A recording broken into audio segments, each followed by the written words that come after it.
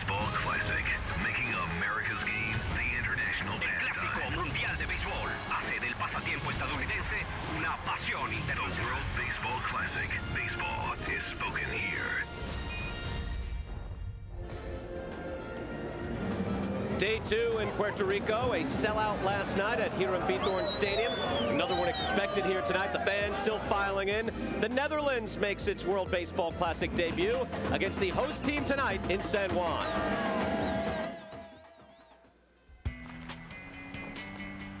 A simple idea for a complex planet. Play the game, not for pennants, but for pride. Not for rings, but for bragging rights. Your uniform, a flag.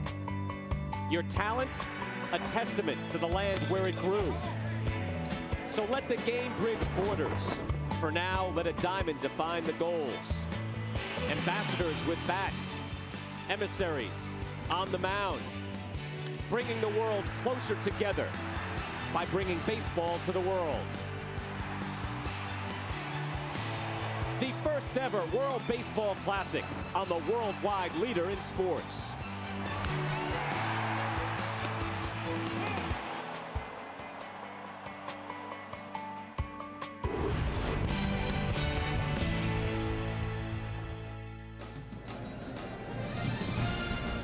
The World Baseball Classic is presented by Taco Bell.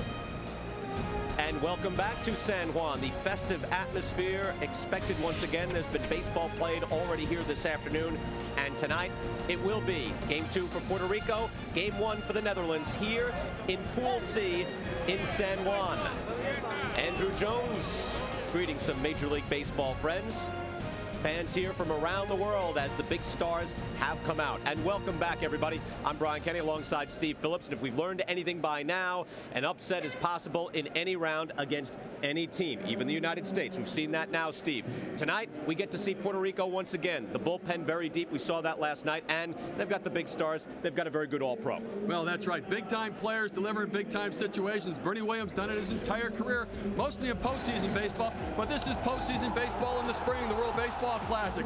Tie game last night. Bernie Williams delivers a big base hit, but ultimately was the game-winning run. Bernie's the guy that's the catalyst to this offense. They need him tonight to get things going.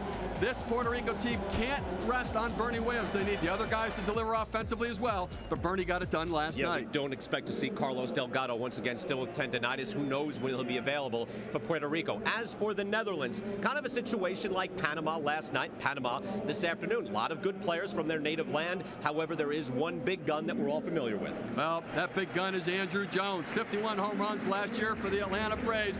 He is the slugger in all of baseball, and he's the slugger on the team from Netherlands. They're hoping that in the cleanup spot, he's going to clean up tonight. As they get guys on base, they're resting their hopes on Andrew Jones delivering offensively. There is a Dutch Major League, by the way, and there's some very competitive players there. We're going to be talking about those guys all throughout the night. You'll get to learn about them. Meantime, the business of Major League Baseball marches on, even though most of the players are here now in Puerto Rico. Jose Mota has more on Alex Cintron. You're right, Brian. How about this? Well, we're in the Puerto Rican jersey here at the WBC. Alex Cintron learns he has been traded.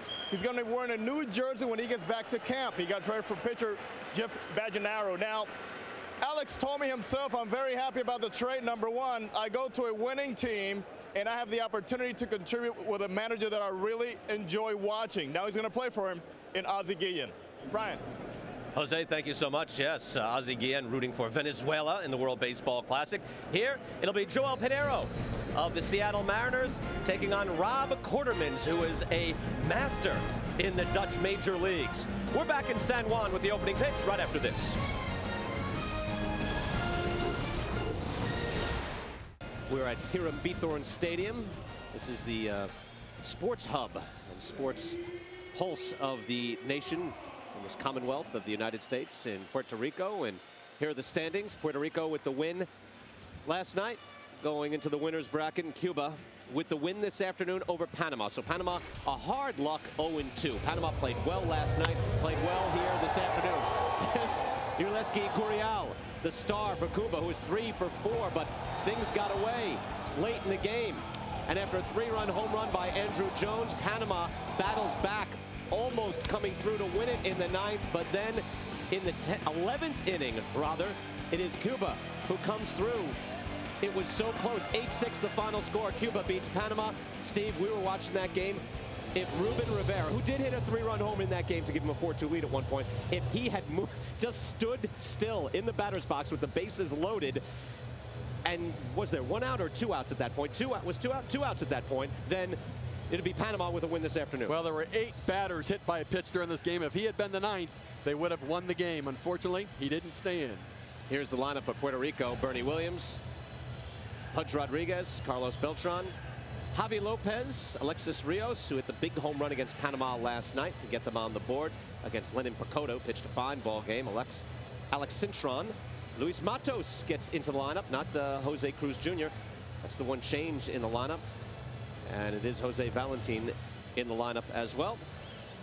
This is brought to you by MLB 06, the show, and the pitcher is Rob Kortemans, who has unreal numbers in the Dutch league. That, no matter where you're pitching, Steve, 0.77 is the international language of baseball. Well, that's pretty good. He's been the 4-time Dutch pitcher of the year, and he is their ace. He's a soft tosser. He does not have a lot of velocity in his fastball. He changes speeds, pretty good breaking ball and changeup. A lot like Lenin Pacoto, the pitcher for Panama, who faced his Puerto Rico team last night. So the soft tossers keep the hitters off balance. Be interesting to see if Kortemans can get the job done as well. Well, look, we were talking to guys before the game, and against the top guys in spring training, soft tossers can really wreak havoc on you. Oh, they absolutely can, to keep the hitters off balance. And you know, the soft and softer big league hitters like to hit fastballs early in the year. Bernie Williams steps in, 2 for 3 last night. Game-winning RBI. Got a huge ovation as he stepped in, so we're underway. Pool C, Netherlands making its World Baseball Classic debut. Kortemans paints on the inside part of the plate, 0-1. Great to see Bernie Williams come through. If you've been watching him through the years, the classy center fielder for the Yankees, no longer the starting center fielder for the Yankees, so playing in the World Baseball Classic and able to hear the cheers once again. Kortemans drops that in nicely, 0-2. Nice breaking ball by Kortemans there. And we talked to Bob Welch, pitching coach for the Netherlands, and he says Kortemans has a very, very good curveball and a very good changeup. He goes soft, softer, and softest with his pitches. The fastball is a show pitch. The breaking balls are the out pitch. Bernie just trying to figure things out, trying to get a good look. The manager for the Netherlands is Robert Einhorn, who played briefly for the Yankees and was a longtime minor league player for the Yankees. Bob Welch is pitching coach. Bam Bam Meulen's on the bench. He's a bench coach for the Netherlands, so you see some familiar names. Well, Einhorn's career ended because a guy named Derek Jeter came into the Yankees organization and took his job. Missed outside, 1-2. Kortemans led the league in wins and ERA for Door Neptunus. Neptunus is the club name. Door is the sponsor's name. That's, I guess, a management seminar firm in Holland. The 1-2. Missed inside, 2-2. Well, they are the team over in Holland. 7 consecutive titles. Their minor leagues have won consecutive titles. Their little league team that they sponsor as well has won consecutive titles. So they are the New York Yankees and the Boston Red Sox combined. And, you know, Dutch baseball. That's right. Saying they're the Yankees of Holland doesn't quite do it. The 2-2. Missed outside, and Bernie Williams, just as he did last night, Steve, works the count. Well, Bernie Williams, you can see him creeping up on home plate. He is just getting closer and closer, knowing that they're trying to pitch him away and everything's soft, that he can react and hit the inside pitch. So look for the Puerto Rican hitters to get up very close to the plate, knowing that everything is soft. So Pudge Rodriguez on deck, due up second. And this is important when you're dealing with a guy who can get cute, foul back once again, just as it was last night. If you weren't watching at home last night, Lenin Pacoto, 39 years old for Panama, got the start and was a guy who just changed speeds, worked location, did a beautiful job. And Bernie Williams, as you pointed out yesterday, showed everybody in the dugout, let's see some pitches from this guy. Well, he worked the count in his first at bat yesterday as well, and Pudge Rodriguez swung at the first pitch in 2 of his 3 at bats, so hopefully some of that's going to spread through the lineup. Went soft there, and that's to center field. And Andrew Jones collects it easily, but again, quality at bat for Bernie Williams. You see Andrew Jones out there in center field, the outstanding Gold Glover for the Atlanta Braves. Out there with him is Eugene Kingsale, familiar name in the major leagues. And Dirk Vennetkluster, who may not be a household name in the U.S., but may be by the end of this tournament. May not be? May not. Perhaps not. Not in my household. In your household? Not yet. Randall Simon at first. You saw the infield there. There's Vennetkluster, who hit 400 in the Dutch major leagues last year. Pudge Rodriguez steps in with 1 out. Quartermans gets that for a strike. Pudge last night lifted for Yadier Molina, and I don't know if you want to call it a defensive substitution, but it sure worked out, Steve. And swinging through that 0-2. Really did. Yadier Molina comes in and makes a great throw on a stolen base attempt late in the game as Panama was trying to get a runner in scoring position and threw him out. And you know, Molina's saying it was for defensive purposes. I'm not sure Pudge is willing to go along with it, but 2 of the better throwing catchers in baseball. And here it is right here. This is a tremendous throw. Great footwork, quick release, a laser to second base in a critical time of the game. That's in the 2-1 game in the 9th with a man on. The 0-2 drops it down. This guy can paint. Quartermans can get cute, and I mean that in a good, like a fighter. When you call him cute, that's not disparaging. And Molina threw out 55% of major league runners last year. That is Pudge Rodriguez-like. That's exactly right. He's learned, and a lot of the young catchers, they all look up to Pudge Rodriguez. The 1-2 took something off that. Pudge Rodriguez smacks it into center field for a base hit.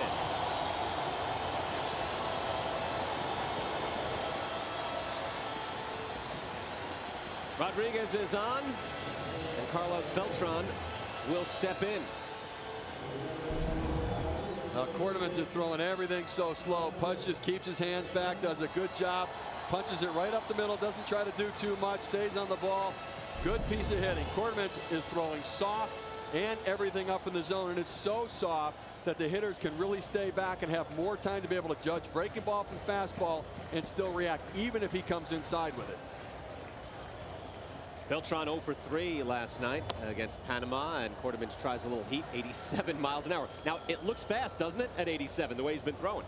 Well, to the hitters in there, you know, after Acosta came in last night for Panama throwing 96, I think it probably looks batting practice like right now. Even when you're able to throw that slow and you zip one back in, that's still too slow? Yeah, it's that's too pretty slow. That's you can say, look, say it. It's too slow. Well, 86. I mean, you have to be perfect with your location at 86 miles per hour. 90 and above, you have the ability to miss your spot, and because of the velocity, the hitter can't catch up at times. At 86, you have to have perfect location. The 2-0, hitters count, fouled back. Quartermans, again, as you mentioned, Steve, pitcher of the year 4 times in the Dutch major leagues. He was 2-1 in the 2005 World Cup. Beat the United States, by the way, in the '98 World Cup. Pitched a complete game, but that's not against major league players. Well, tonight he's facing some of the best. And Puerto Rico's offense was stymied against Panama yesterday, and they're looking to break out today. They know that this is a team built for offense, especially day 2 into the tournament where the pitching may be a little thinner. They need to score some runs. Now way behind, 3-1. This is a brutal middle of the lineup for Puerto Rico, even without Carlos Delgado. If Delgado is healthy enough to play in the 2nd round, it will really be devastating. You saw Javi Lopez on deck. Alex Rios is after that. And 3-1 to Beltran. Ooh, wow. That's at 71. That's the changeup right there. It's stealth-like, below radar speed, and you see Beltran way out in front on that ball, way out in front on it. He closed his eyes knowing, you know what, I better slow this down a little bit. Think up the middle. 3-2. Going to be interesting to see if Jose Kendo starts Pudge Rodriguez in this situation. 3-2 count, 1 out. There he goes. Fouled back. That changeup is what Dave Soup Campbell, our good colleague, would call the Bugs Bunny changeup. You know? 1, 2, 3 strikes, you're out. 1, 2, 3 strikes, you're out. It stops right at home plate. And it's in this situation, 3-2 count. Oftentimes pitchers go fastball. For Quarterman, with the stuff he has to pitch backwards, so possibly look for a breaking ball or changeup even on a 3-2 count.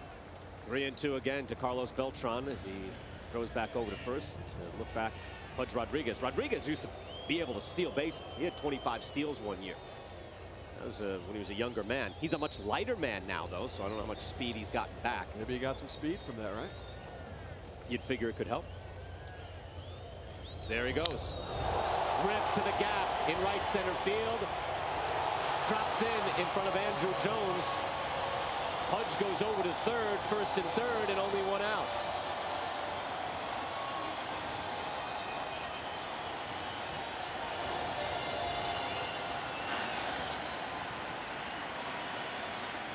Well, Jose Oquendo decided, yes, I am going to start the runner in the 3-2 count. Quartersmen get a ball up middle of the plate. Beltran doesn't get all of it, but he drives it into the gap. Here's Pudge Rodriguez. He's running. Good base running right here. He stops to make sure it falls in so he doesn't get doubled up, because he knows he's still going to get the third base if it does fall. Excellent base running. Great execution by Puerto Rico. So 2 on, and Puerto Rico threatening already here in the first inning, and it brings up Javi Lopez. Lopez, 2 productive years with the Baltimore Orioles, but injured through a big part of last year. It was 3 years ago where he slugged .687, which is the major league record for slugging by a catcher. Had that huge year for the Braves. High and tight, ball 1.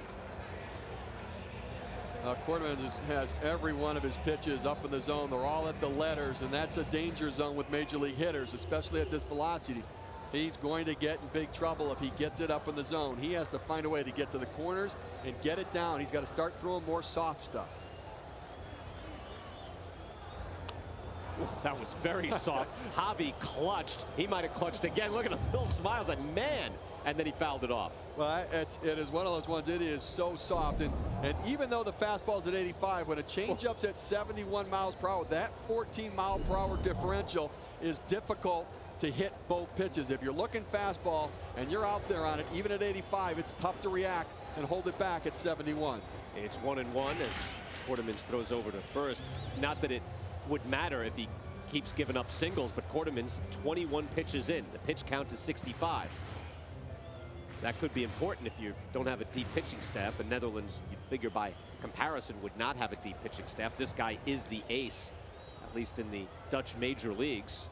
So not a good sign for the Netherlands, but no runs as of yet. And taking off and stealing second base is Carlos Beltran. No throw. Beltran has one of the highest stolen base percentages in the history of the game. He rarely gets thrown out. Well, he gets an excellent jump right there. Tremendous acceleration. Again, last year was only able to steal 17 bases, had a quad injury, just couldn't get that running game going. Now he puts himself in scoring position. Javi Lopez up in an RBI man, RBI situation. Good job, guys. 88%. How about that? He had years where like 32 stolen bases, 1 caught stealing for the Royals. Wasn't thrown out when he was with the Astros. Big situation here for Puerto Rico. 1-2. Lopez, did he go? No, he didn't.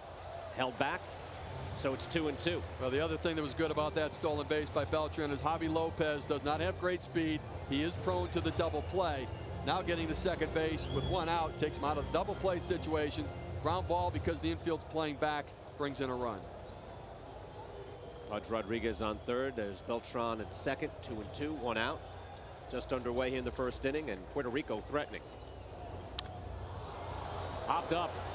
Sidney DeYoung, the catcher. Oh, and he overran it. Boy, the Netherlands could really use that out. And again, when you're the Netherlands playing against Puerto Rico and all of the major league hitters, you can't give them extra outs, especially with runners in scoring position. He's going hard after it, checks the wall, and then had some difficulty picking the ball up again. It's a tough play because he knew that the ball was going to come down just as he was approaching the wall. Took his eye off it and lost sight. So still 2-2. Young pointed to himself, said, my bad. That doesn't help. Quarterman's right here. Smack, but right at the shortstop. No! Riley Lejito dropped the ball. Pudge Rodriguez will score. 1-0 Puerto Rico.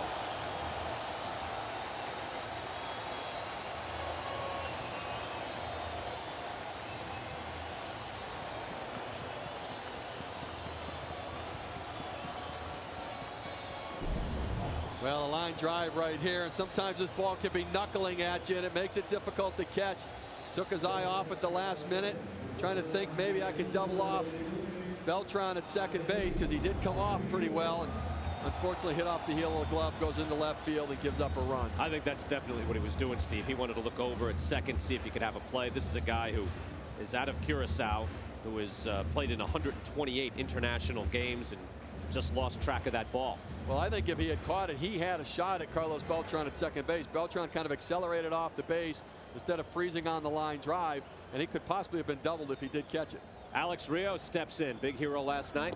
Had a home run. Big swing and a miss on the Bugs Bunny change. Let's get a closer look here, Steve. Watch Beltran as the ball's hit. He kind of takes off a little bit, and he's like, oh, he might get it. And Lejito just took his eye off the ball. And again, those kind of line drives, they can knuckle at you and kind of dance around like a knuckleball pitcher. So Javi Lopez gets a break. He's at first base. And the 0-1. Oh, sweet pitch from Quartermans as he tries to pitch out of trouble. And they had two shots at getting Javi Lopez behind the plate. Dion couldn't make the play. Lejito couldn't make a line drive that has to be made. And so Javi Lopez is on first, still just one out, first and third. And you get a couple extra trips around this lineup, you're going to see a lot more of Beltran and Javi Lopez. Well, one thing to remember, Puerto Rico played last night for the Netherlands. This is their first game, so it was a little sloppy last night in the first inning for both teams. People are nervous. Guys are nervous, a little emotional. And I think the Netherlands right now just need to take a deep breath and settle down and try to get a double play ball right here. Get out of the inning with only having given up the one run, regroup, and see if they can't get something going offensively.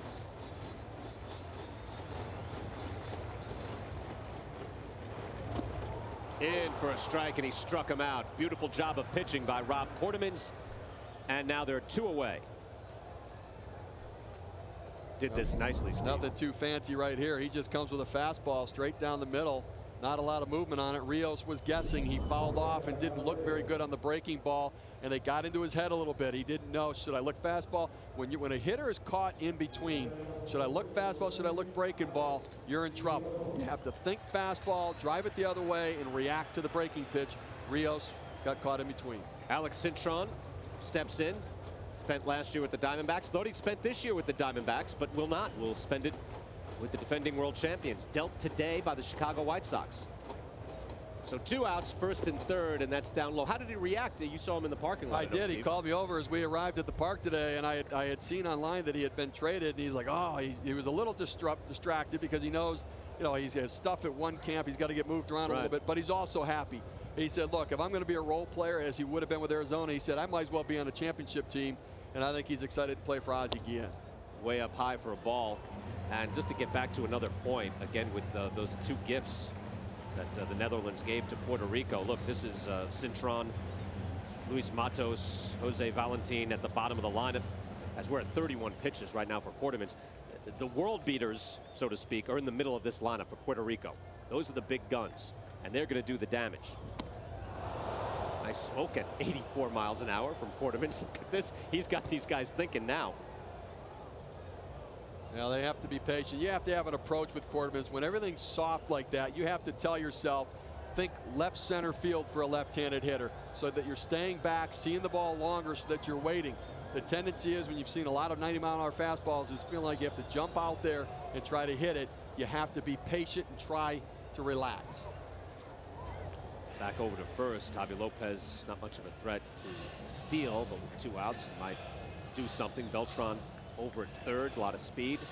Puerto Rico trying to punish the Netherlands here. Two miscues in the field by the Netherlands, and it's an excellent point, Steve. Look, we watched Cuba today, and people are raving over how great Cuba is. And look, they have a lot of talent, but they made a lot of mistakes today too.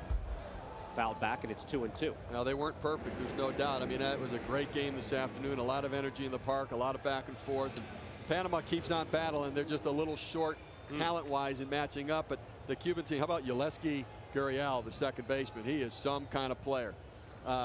Great defensive plays, turned a great double play, big home run, and it was a fun game to watch. He's lanky. He's got real power. I don't want to liken him necessarily to A-Rod, but I guess I just did. Look, I don't know what level talent he is comparatively, can you do the equivalencies from Cuba to the U.S.? But I think it's safe to say this guy would be a great player in the major leagues. Or would you say good? Left field. A lot of room out there, but it drops in. A lot of space, no chance. What do you think, Steve? Again, I don't want to get crazy. And we're going to watch this defensive play first. This is Uleski Gurriel, who plays third and then moved to second. So we're going to see him offensively and defensively. Your thoughts? Where would he fit in? Double down the line. Look at that play right there as he's moving to the bag.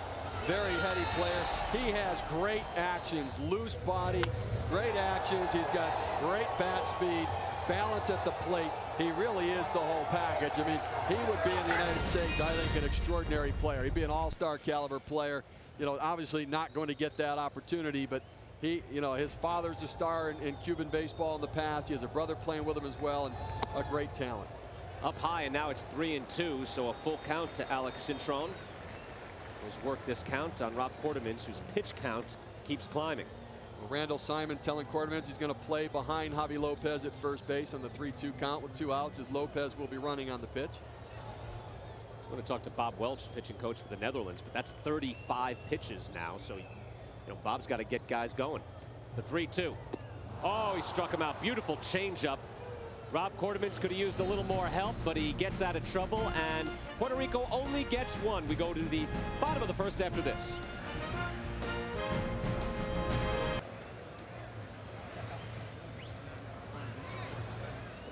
Puerto Rico with 6 men to the plate. The Netherlands, though, down just 1-0. So all things considered, they did all right. Eugene Kingsale will lead off.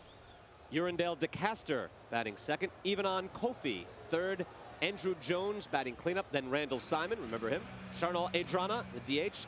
Dirk Van het Klooster is the right fielder. The 400 hitter in Holland. Sidney de Jong, the catcher. And Riley Lejito is the shortstop.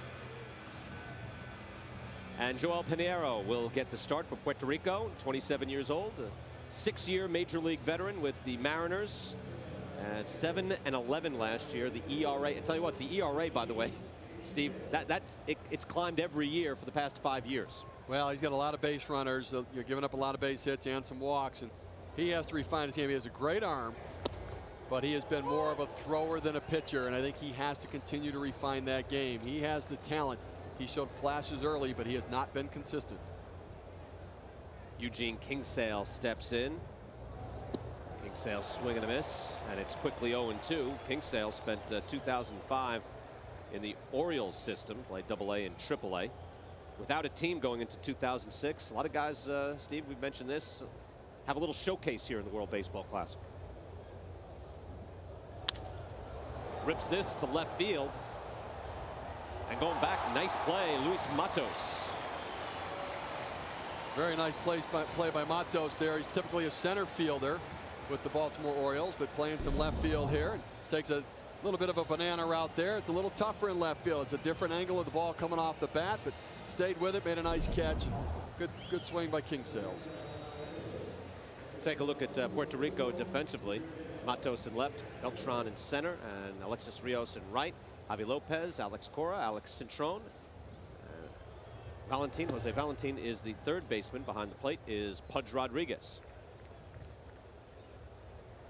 So here is Urindale DeCaster. DeCaster, a prospect for the Pirates, and he hits this to short. Cintron up, and Cintron throws him out quickly. 2 outs for Pinero.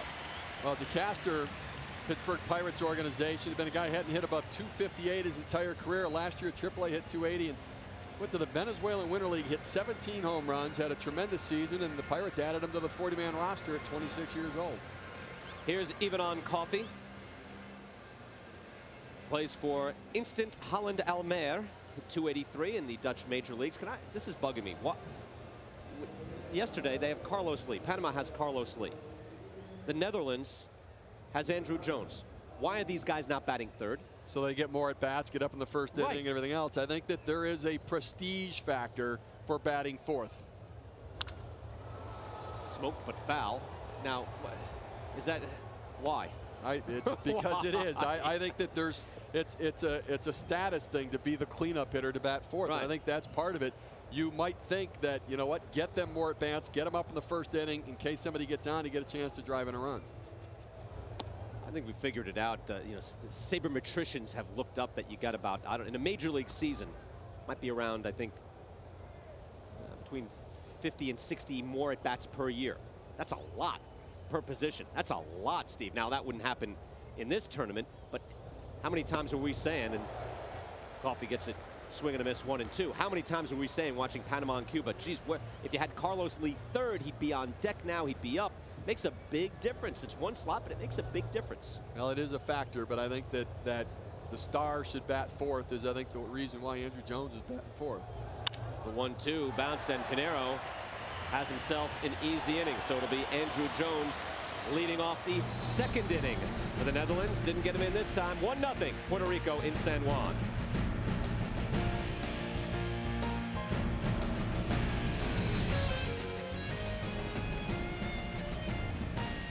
Here in San Juan, Puerto Rico, this is Pool C.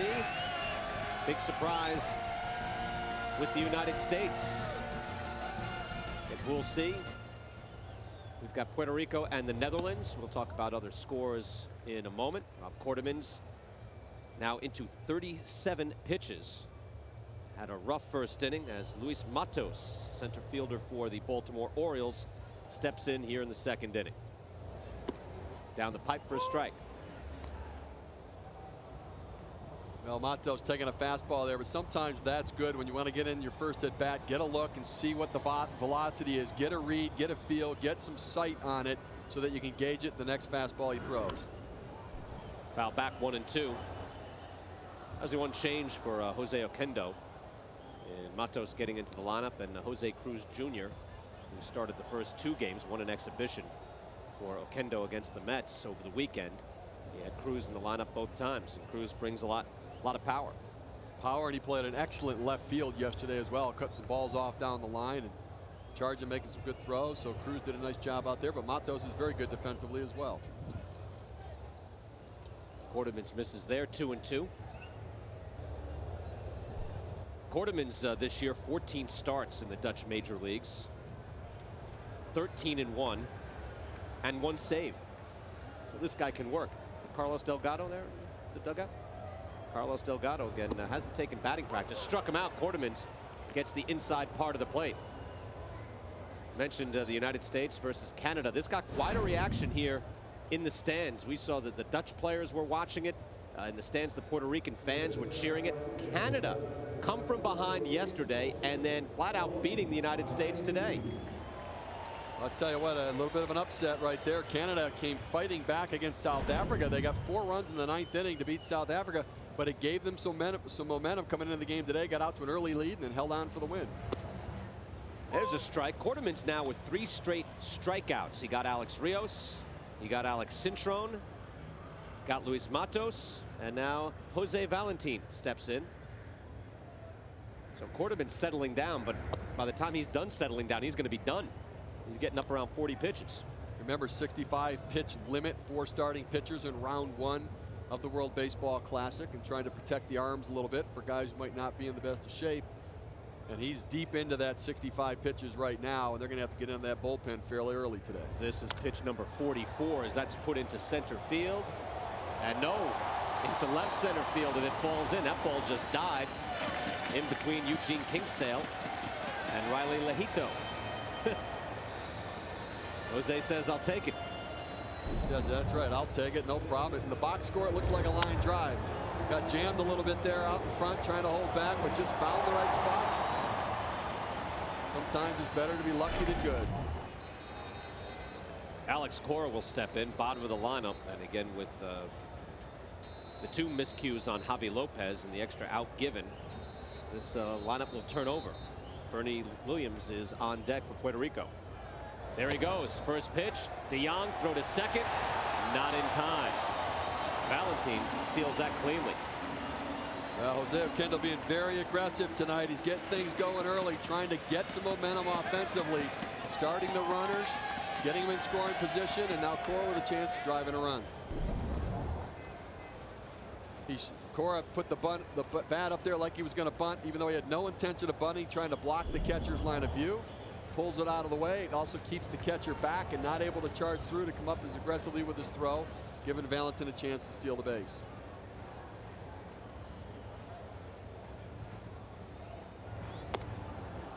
Got him swinging on that, 1-1. Netherlands, of course, has to get its pitchers ready. Smit getting ready in the bullpen. Again, this could be a long tournament. You have to think of it that way. You've got to get your guys out there. Again, look at Panama. Within one day game after a night game, they're all done, basically. You're going to finish this out. But if you can win one game, you're back in it, and you could be in back-to-back round-robin play. So it's strange, Steve. You could be in for a lot of baseball. You could be done in basically a 24-hour period. That's why I think you have to worry about this game, the one that you're playing, win it, and then figure out how you're going to make it work the next day. Down low to Cora, and now it's 2-1. Cora with the Red Sox, now 30 years old. Kind of a light-hitting infielder. Had 9 years with the Dodgers organization. Free agent with Cleveland, then traded to Boston. Robert Einhorn looks on, down just 1-0, but again, his star pitcher is running out of pitches.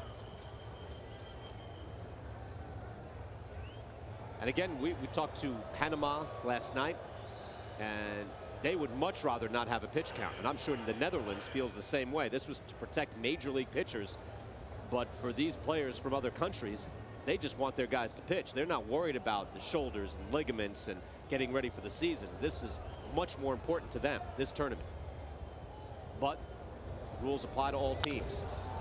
Foul ball, 2-2. Well, I think the reason that they would prefer the pitch limits not to pitch counts not to affect them is, and you see the rules there for starting pitchers or for all pitchers as you go through it, 65 pitches maximum, 80 for round 2 and 95 for the semis and finals. The reason that the other countries don't want the pitch limits, they don't have the same depth as Puerto Rico might, as the United States and Venezuela, Dominican. You know, those countries have great depth. They can go really 1 through 13. These clubs had to kind of dig and figure out who the last 5 pitchers were going to be. They'd rather have their aces throw the pitches. Ornamen's back to second, and Valentin is back in. And Bernie Williams is on deck. Alexander Smit is out in the bullpen for Holland. I say Holland. Half the team is from Holland, half the team from Aruba or Curacao, the colonies. They have the benefit of the old empire. All under the umbrella of the Netherlands. We call them Dutch. Call them Team Orange. The 2-2 up high, and the count is full. You know, Brian, you talked a little earlier about Alex Cora and that he's a light hitting player, but there's a reason, as light hitting as he is, that he's on a major league roster. He does a lot of little things right. He just solid defensive player. We saw on the stolen base how he left the bat out in front of the catcher. Those are just little things, and it comes from playing a lot of baseball. Great instincts for the game. He doesn't have great talent. He doesn't have strength and speed and all of those other tools, but he is a baseball player. He does little things to help his team win. The 3-2 took a lot off that and put into left field. Little indecision there, but Eugene Kingsale reins it in. And Cora is retired, 2 outs, and we go to the top of the lineup. Need more communication, I think, is what Kingsale is saying. Or listen to me. If I call it, it's mine. Well, there are priorities on pop-ups. Left fielder has priority over the shortstop. Bernie Williams flew out his first time up. Gets the warm ovation. The hero of last night, game-winning RBI. Longtime Yankee great. And I don't use that term loosely. A truly great player. Past decade and a half for the New York Yankees. 2 outs, 1-0 Puerto Rico. Rob Cordovins takes a little off that as well. 69 miles an hour. I've been looking at every pitch, but I think that's a new standard. So I think it's a record in this tournament, no question about it. It's the softest pitch that's been thrown. How slow can you go?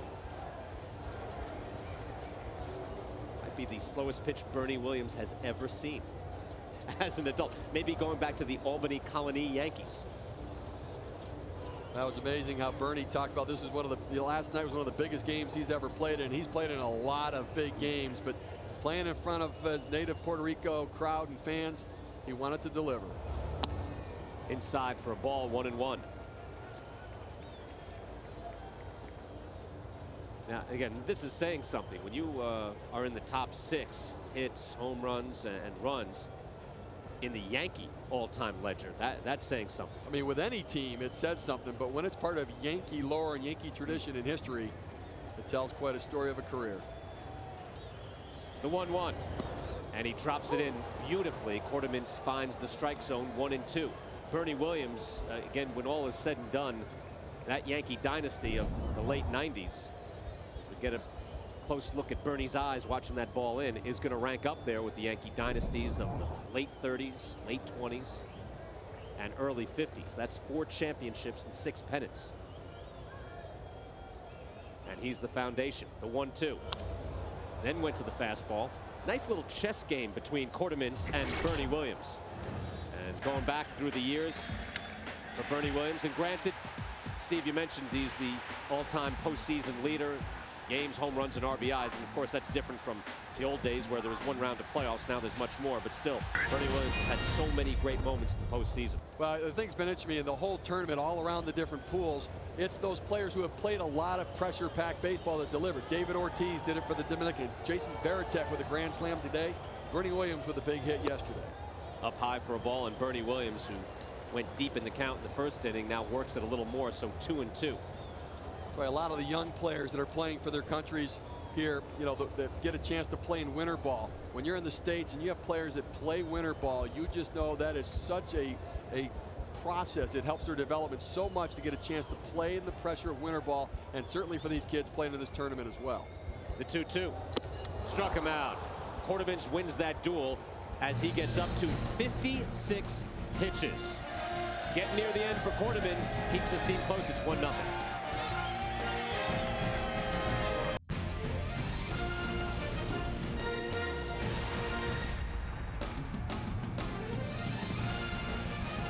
Here at Bithorn Stadium, here the World Baseball Classic. World Baseball Classic is presented by Taco Bell, and you want to watch some games tomorrow? Get up early, 10 a.m. Eastern Time, South Africa versus Mexico, and then 1 o'clock Eastern Time tomorrow, Italy versus the mighty Dominican Republic. All games are available on ESPN Deportes. My son Pete found us on ESPN Alternate on the dish last night, so we welcome all of you watching us there. Brian Kenny, Steve Phillips, and Jose Mota here with you as Joelle Pinero deals to Andrew Jones, the star of the Netherlands team.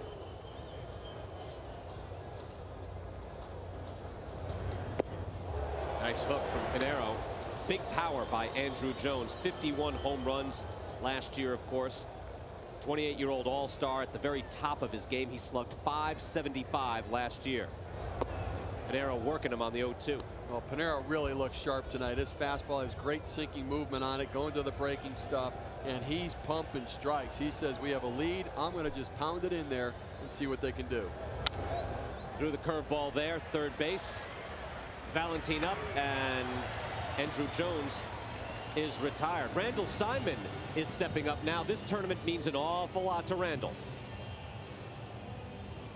Oh, it's awesome. It's awesome. I mean, you could, if you have saw the faces on the guys, you know, like when we went from Bradenton to Orlando, and when they saw, you know, like, you know, most of them, they haven't experienced this. You know, you have to see the look on their face, you know, like how amazing they saw, their eyes looked, you know, at the time, because they couldn't believe, you know, what they were going through, and I think it's awesome. Randall Simon has been with the Braves, Tigers, Pirates, Cubs. Bounces this to second base. Alex Cora, a little soft toss. Quickly 2 outs. They need production out of Jones and Simon, that's for sure, Steve. Well, they definitely do. It was interesting hearing him. He said when they went from Bradenton to Orlando, they worked out as a unit in Orlando once the teams were able to go to a camp. But Robert Einhorn, the manager of the Netherlands team, he brought his team to Bradenton, Florida, to the Pirates camp for 2 weeks to try to work them out, to get them, to drill them, get them playing together, and getting them ready for this tournament. So they've been very, very serious about this, hoping to make a good show. Charnal Adrana, the designated hitter, steps in against Joelle Pinero. Pinero, this is a dream for him and for his manager, Jose Kendo, right now, as he is on a short pitch count right now. He threw 9 pitches to get through the first inning. Just a couple more here. He's working quickly. The opposite on the other side of things, where Rob Quartermans is up at 55 pitches. 17 pitches so far for Joelle Pinero. Nice big hook. If you can save your bullpen, especially if you're Puerto Rico and you think save the bullpen, getting a solid start, get a win here, you're 2-0. Now you're looking at, you're going to be playing in the second round, so you're going to need everybody.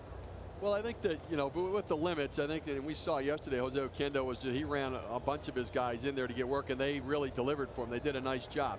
The rules pretty much allow that you're not going to get burned out, with off-day scheduled for Puerto Rico tomorrow as well.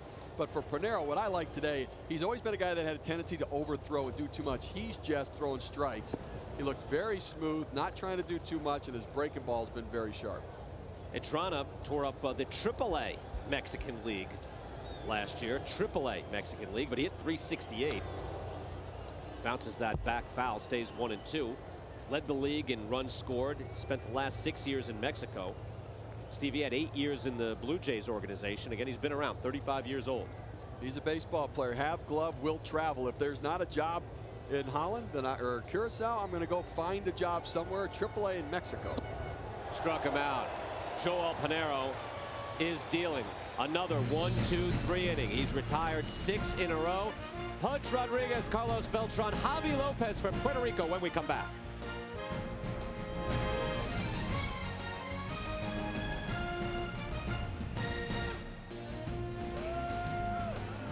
That's not a Budweiser. That's a pina colada right but there. But it'll do. Top of the third, yes. 1-0 Puerto Rico. Festive crowd here tonight. Very festive this afternoon too, Steve. I know for all the thought of, well, you have Cuba here. Will you have, you know, an armed guard? And they did. There's Puerto Rico police, and Puerto Rico looked like Army members and militiamen around, but it didn't feel like some sort of boot camp as Pudge Rodriguez steps in on Rob Quartermans. It still felt festive. It felt like just a good baseball tournament, not an oppressive feel of security here. I was surprised at the number of Cuba fans that were here cheering for them. I didn't anticipate that. I thought that they'd get more booing and not that sort of attention, but there are 20,000 displaced Cuban-born people living here in Puerto Rico, and obviously some still supporting the baseball team, if not the politics and all the other stuff that goes on. But it was interesting. There was a lot of energy supporting Cuba today. I think it's a treat just to have the Cuban team here. Here's the 2-0 to Pudge Rodriguez, and I think to me, this made the whole tournament relevant, because otherwise, and this has been pointed out in a number of places, you can see the world's best players at the height of competition. It's called the regular season. It's Major League Baseball, but you don't get to see Cuba. I think it's good for them. I think it's good for the United States. It's good for everybody. I'm glad the State Department worked out the whole deal as he fouls it back and makes it 2-2. So we could see Cuba and let them compete and let us see their players. Let's open things up. Well, Cuba's participation made it credible. It made the tournament credible. It really is the World Baseball Classic. Otherwise, it would have been the World Baseball Classic, except one of the better baseball powers in the world. So I think it does make it credible, and I think it makes it that much more interesting, being able to watch, you know, the mysteriousness of some of these players we don't get a chance to see. You know, there's that mystique about the Cuban baseball. You know, we go through our media guide and you look at all the pictures, they have headshots of everybody. All the Cuban players, they don't smile. They all have that kind of and it's part of their marketing of what they are in their program, and that mystique of Cuban baseball. That we're not playing games. Yeah, they're serious about it. So I just think it's great that they're part of it. 2-2 to Ivan Rodriguez. Rob Quartermans getting up near his pitch limit already. Ground ball to shortstop, and one out on Pudge Rodriguez. Again, let's get a little more with Jose Mota. Quarterman's near the limit here, Jose. I'll tell you what, this guy's amazing. I tip my hat to him. When you look at where I'm at and watching the slope of the mound, mechanically I can see why this guy has had success pitching internationally. He really follows his body well, changing speeds of his changeup, as you guys were talking about, but also very solid. Even with a high pitch count right now, we can see why this guy has been effective, even with an 87-mile-an-hour fastball. All right, 62 pitches. Jose, thank you, and we appreciate your vantage point here. And Carlos Beltran puts this to left field. I was about to say this will be it, the last batter, but no, not so fast, my friends. Beltran swinging at that first ball. He's now at 63. He can now finish out this batter, which will be Javi Lopez. Well, there's a technical committee that is another name for somebody who counts pitches during the game, and they alert the umpires as to when the pitcher gets close to that pitch limit so that they know. Right now, the umpires have been alerted that he really only has 2 more pitches till he hits the limit. They'll let him finish the hitter, but then they're going to have to go to the bullpen. It looks like Alex Smith would be coming in. You know, it's a shame too, Steve. I'd love to see Quarterman go as long as he could. You know, let's see what he can do. I mean, this is a guy who's got 4 strikeouts against Puerto Rico. He's given up 1 run.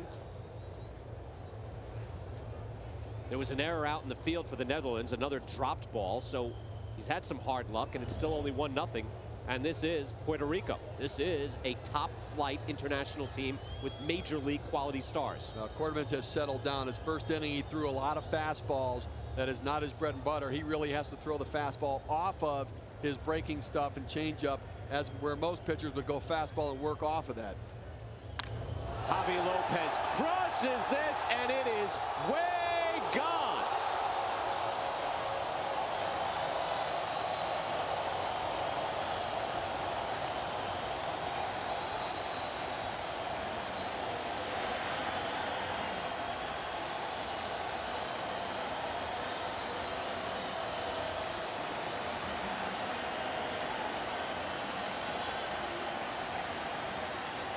That was annihilated. Well, in Javi's first at bat, he double clutched on a pitch and looked silly, but he got a chance to time it now, second time around. And there you see it. He was all over that hanging, breaking ball up in the zone. And that's what happens with Quarterman, that soft toss of stuff. The deeper he goes into the game, the hitters start timing him, he can get in trouble. That was on pitch 66 from Rob Quarterman. He has to go. Alexander Smith, Twins farmhand, will come out. We're back after this. Puerto Rico with a little more to cheer about. 2-0. Host team, the away team here this evening in tournament play. And after the Javi Lopez bomb, Alexander Smith comes out. You see very good numbers in rookie ball for the Twins minor league team, Elizabethtown. ERA of 1.97, moved up to Class A. Didn't have as much success, but he's a young guy, only 20 years old. Alexander Smith, Twins minor leaguer, comes on in relief of Rob Quarterman, who pitched well, but Javi Lopez made an adjustment, and he just, as you said it, look, between innings, Steve, you turned to me and said, that was a bomb. I mean, that was crushed. Well, listen, baseball is a game of adjustments. You learn from every at-bat. You learn from pitch to pitch. And Javi Lopez early double clutched on a pitch. He struggled with the timing off of Quarterman's, but then the next time around got his timing down, and boy, that was an absolute bomb. It was only a matter of whether it was going to stay fair. So Smith, the left-hander, dealing to Alexis Rios, who hits this deep into right field. Dirk Vanetklooster reins this in. Javi Lopez makes it a 2-0 ball game. Smith out quickly, 1 pitch in. It's 2-0. We're back in San Juan. Brian Kenny, Steve Phillips, Jose Mota here in San Juan. Puerto Rico with the 2-0 lead on the Netherlands. Joelle Pinero, 21 pitches in. There's the look from press row up the right field line. World media is here, and now we get our first look at Dirk Vanetklooster, who hit 400 in the Dutch major leagues last year. 2005 Dutch MVP. He led Door Neptunus to the league title. He's been battling for the batting title over the last several years there. They only play a 40-game season, so a 400 batting average. Remember, it's only over 40 games to where, you know, if you're hot for a period of time, you don't go into slumps, but this kid can make contact. He does right there, but a ground ball to the right side. Easily fielded, and out number 1, Vanetklooster is retired.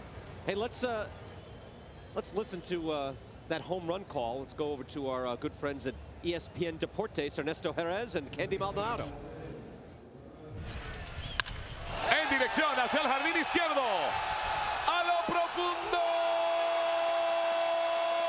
Y no. Díganle que no esa pelota. That's a little better than my call. I'm just gonna leave. I can't do that. There's nothing I can do. That's a home run call right there. That's a bad matchup for me. Ernesto Perez and Candy Maldonado. Candy's in there. There's Candy. He's talking gone. now. That was a home run call, Ernesto. When that ball went out, your voice was unbelievable. Profundo. Maybe I can do it. That was good. That is a big league home run call. That was a profound home run call. Tremendous. All games in the World Baseball Classic can be seen on ESPN Deportes, and I would advise you to flip over right now. Well, at least whenever there's a home run, quit flip over. Listen, if you want sabermetrics, come here. If you want a really good call, go there. 3-1 to Sidney de Jong, catcher for the Netherlands, and he rips that base hit down the line. De Jong will take a look, and he'll come back to first base. Now, the home run call we heard. Yeah. On a single call, is it like a quarter as good as the home run call? I don't know. What do you do? I don't know. That is some kind of home run call. Now yours was all right. You did fine with yours. It's not profundo. I'm gonna have to get the thesaurus out. I'll tell you what. That was some kind of call. That was some kind of home run, though. You know what? That home run was worthy of the call, just as the call was worthy of the home run. See, in soccer, you have the goal call. He had a little goal in there. There was a little bit. I've always enjoyed that. Riley Lejito, the shortstop, steps in. But that was, I mean, that ball was hit so far, it was destroyed. And when you see a big guy like that just crush a changeup the way he did, it was indeed profundo. Nice hook by Joelle Pinero. Well, that's a good breaking ball. He's throwing his fastball at a certain point, and then what he does, he breaks up his slider, throwing it at the same plane, and then the slice of the slider cuts it off the plate. Swing and a miss. 0-2. Pinero giving up his first hit to Sidney de Jong. Now it's a second hit to the right side in right field. Rios up. De Jong, the catcher, will stay at second base. So a little rally here for the Netherlands at the bottom of the order. And we go to the top with Eugene Kingsale. 1 out, 2 on. A good piece of hitting by Lejito right there. He saw the breaking ball. He had the swing and miss on it. Decided to stay back and think about hitting the ball to right field, get a little longer look at it. Remember, a pitch on the outer part of the plate. You don't have to change your swing. You just have to let the ball get deeper into the plate, meaning closer to the catcher, to where when you make contact, you can drive it to right field. Lejito, nice piece of hitting.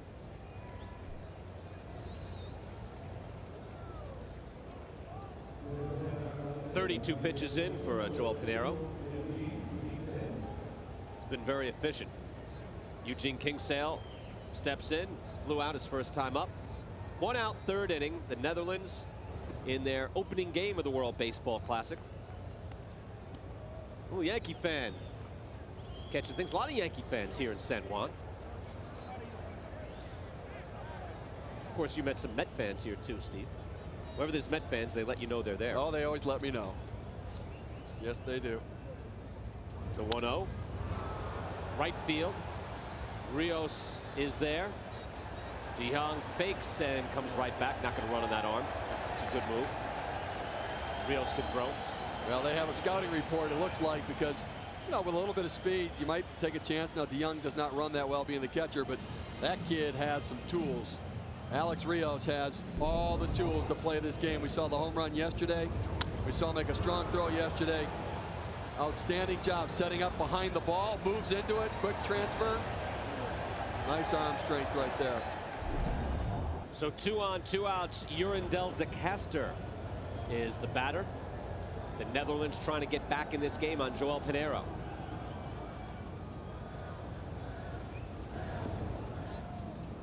Missed there for a ball. Again, de Caster at AAA Indianapolis. Hit .280 last year. Had 11 home runs, 61 RBIs in 122 games. Tore up Venezuela in the Winter League, though, Steve. 17 home runs there. It's not often at 26 years old you just figure it out. But the Pirates are banking on the fact he did. He's a utility guy, can play a lot of different positions. Going to vie for a spot in that big league club. He went on that. There's a strike, 1-1.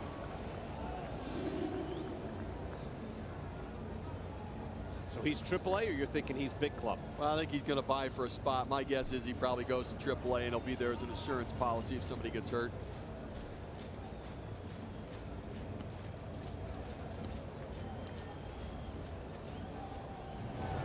Up high for a ball, 2-1. You saw there that DeCaster is from Willemstad, Curacao. Curacao and Aruba, both off the coast of Venezuela. Curacao only a population of 219,000. It's a lot of talent for a small spot. It's because they play a lot of baseball. The more you play, the better your chance to develop your skills. Way inside, 3-1 with 2 men on. 34 players from the Netherlands signed by Major League Baseball clubs. 12 from Holland and the rest from Curacao and Aruba. Aruba, by the way, only 71,500 the population. It's tiny, considering that you've got that much talent on this team and in the major leagues. Fouled off, and the count is full. Well, the Baltimore Orioles went down and scouted down there, and they signed 3 players from Aruba. Eugene Kingsale, as we see here in left field, Calvin Maduro, who's one of the pitchers on the Netherlands, and Sidney Ponson. A lot of innings out of Sidney Ponson. He's had trouble recently trying to get back in the major leagues now. Trying to make the Cardinals rotation. That's why he's not here. He's fighting for a 5th starter spot as Ponson, and that's why he's not pitching for the Netherlands in the World Baseball Classic. 2 on, 2 outs here in the 3rd inning. Puerto Rico with a 2-0 lead. Javi Lopez crushed one to left field over the stands here at Hiram Bithorn Stadium. A profundo home run. And Puerto Rico up 2-0. Things can change quickly, though. Inside, and the bases are loaded. And the bases are loaded for the number 3 hitter, Steve, even on Kofi. With Andrew Jones on deck. Come on, Steve. You know, they play it into your hands every time. We saw it yesterday. Doesn't make sense. With Carlos Lee. We saw it today with Carlos Lee in Panama taking on Cuba.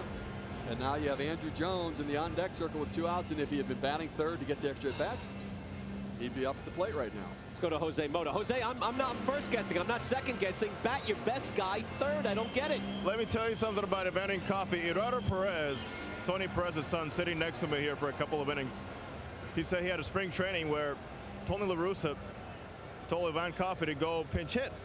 Problem is, he's a size 8 helmet, and they could not find a helmet for him to play, and so 2 days went by before they can get a big helmet to get this guy in the ball game. His head was too big? Look at the double flapper right now, buddy. Size 8. That's Kevin Mensch territory right there. Boy, it's a lovely parting shot to Kevin Mensch. Mensch sitting home watching us on ESPN alternate saying what I do. Bases loaded for Evander Coffey right here. Big spot for the Netherlands. First ball swinging, and a lazy fly ball to left field. Top of the 4th. Alex Cintrone steps in and takes a strike from Alexander Smith. Smith came on and got out very quickly. Made a pitch to Alex Rios, got a fly out after the tremendous home run by Javi Lopez. 2-0 ball game here in the 4th inning. The Netherlands had an opportunity in that last half inning. Had him loaded, couldn't get it done, and once again leaving Andrew Jones on deck.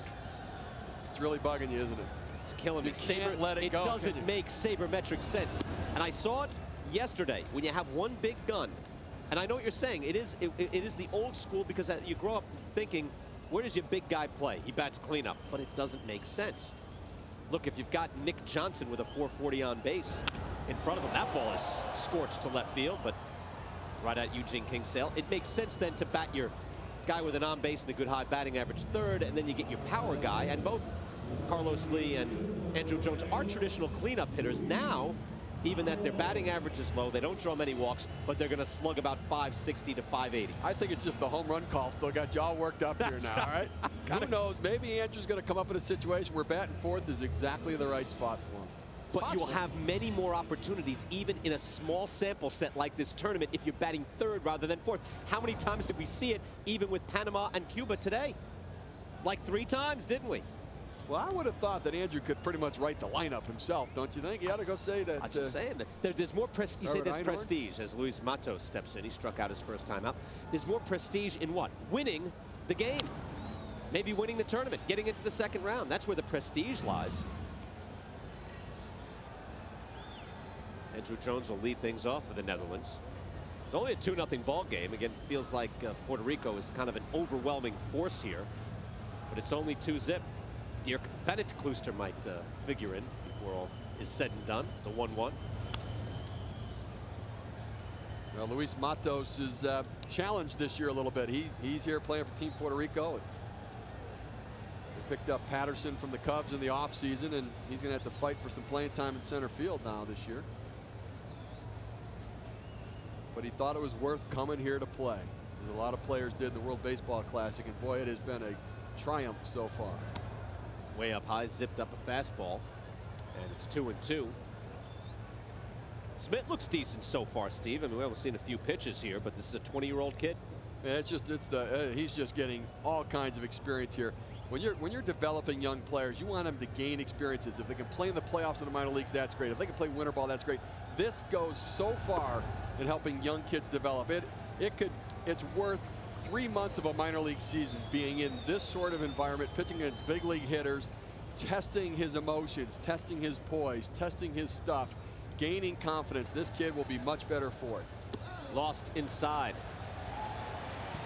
So Matos is drawing a walk on 3-2. Of course, we are in San Juan, Puerto Rico, and the all-time great for Puerto Rican fans, of course, is the great Roberto Clemente. Clemente, 3,000 hits, an all-round star, great arm. Showcased it. Look at this arm. It's such a pleasure to watch. Great on the base paths.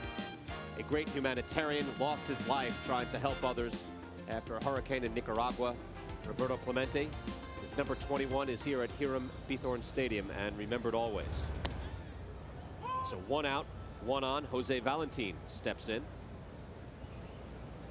I remember just as a kid, Steve, watching Clemente and trying to watch him on the Game of the Week and Al Kaline. You know, guys don't. I've had these conversations with Peter Gammons on Baseball Tonight. I don't know why this is. Guys don't seem to throw the way they used to throw. And to see Clemente, to see Al Kaline throw the way they used to throw, I don't know why it's not done that way now. These guys are bigger and stronger. I don't know why not. Well, I'll tell you why guys don't throw like they used to, because they don't throw enough. We look at the players here in Puerto Rico and from some of the Latin American countries where they play baseball over and over every single day, and you gain arm strength by throwing. The more you throw, the more you do it. In the States, kids don't throw as much. They don't play as much baseball anymore, and it affects the tools that they have to play the game.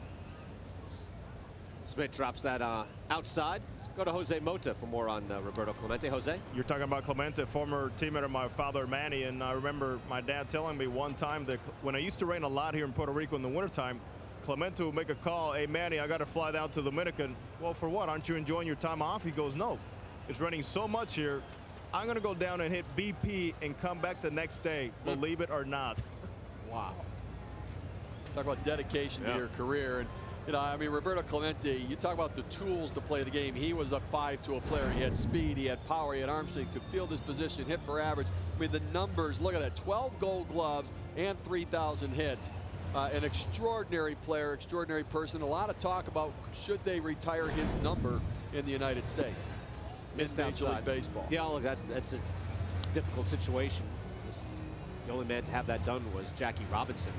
Certainly Clemente had to break barriers himself, come through. It wasn't easy at his time. See Orlando Cepeda's number next to his. It wasn't easy at his time coming through as a Latin American player. Both Cepeda and Clemente in the Hall of Fame. The 2-1. Runner was going, and there's a base hit. So Puerto Rico with 2 on Smith, here with just 1 out. You know what?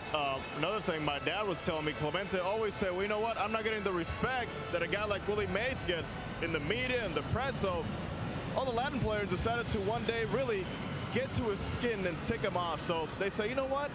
You don't get mentioned with Willie Mays because you don't drive in runs and you don't hit home runs. He goes, man, you saw a new man. He cursed us out after that meeting. We were having a little espresso in the corner of the clubhouse. He goes, after that, he started turning on the ball, driving on runs, and every time he scored, he said, how about now? I remember seeing pictures of Roberto Clemente swinging at the point of contact. with his rotation in his swing where both feet are off the ground. Is that possible? Because it is possible. I saw Andrew Jones do it last year as well. It seems unbelievable, but you rotate and the power comes up and everything comes up through your body. Your feet come off the ground. Here's Alex Cora with 2 on and 1 out. Well inside 1-0. We saw the Pudge Rodriguez getting ready to hit. It'll be Bernie Williams on deck and then Pudge.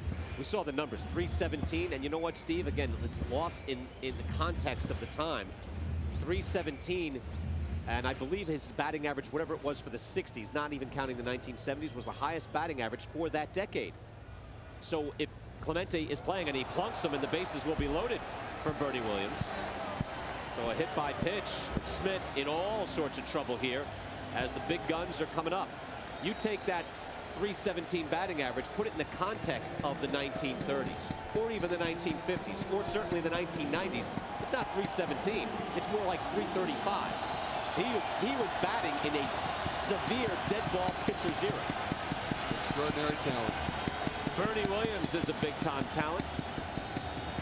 Hall of Fame candidate at the very least, and he steps up here in a big situation, and they're going to have a chat with Alexander Smith if they do even indeed leave him in. Bases loaded.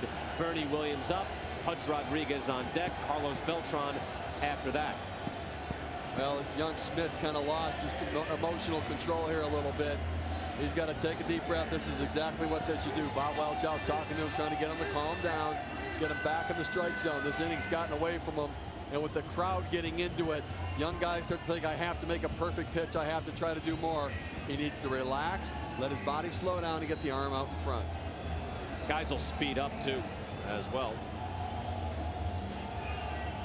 Robin Van Doornspeek is in the bullpen.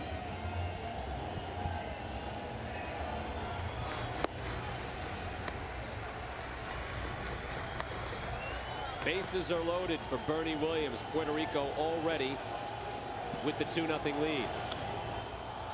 Foul back, 0-1.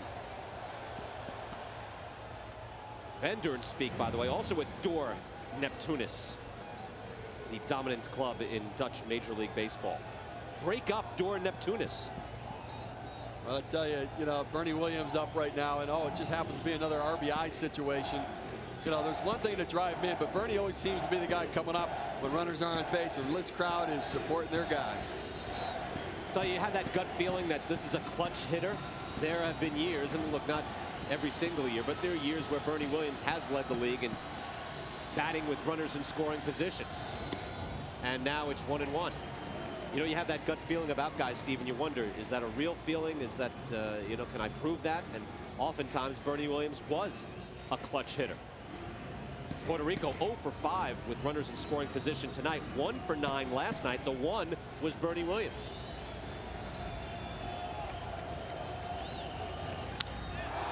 Smacked the other way to right field. And over the head of Dirk Van Klooster. 1 run will score. 2 runs will score. No, he's thrown out. Oh, the gun on the relay. And with it going over the head, Valentin had to wait up, and he is gunned down at the plate.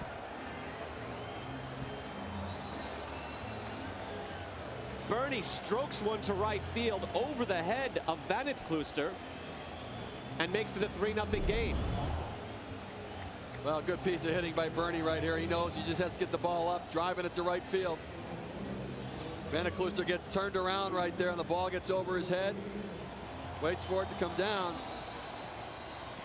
The runner's waiting to get a look at it. Going out at the plate. It's a strong relay. Good relay on the play, and Valentin waited to see if the ball fell in and did not get a very good jump. He should have been further off the base to put himself in a position to score.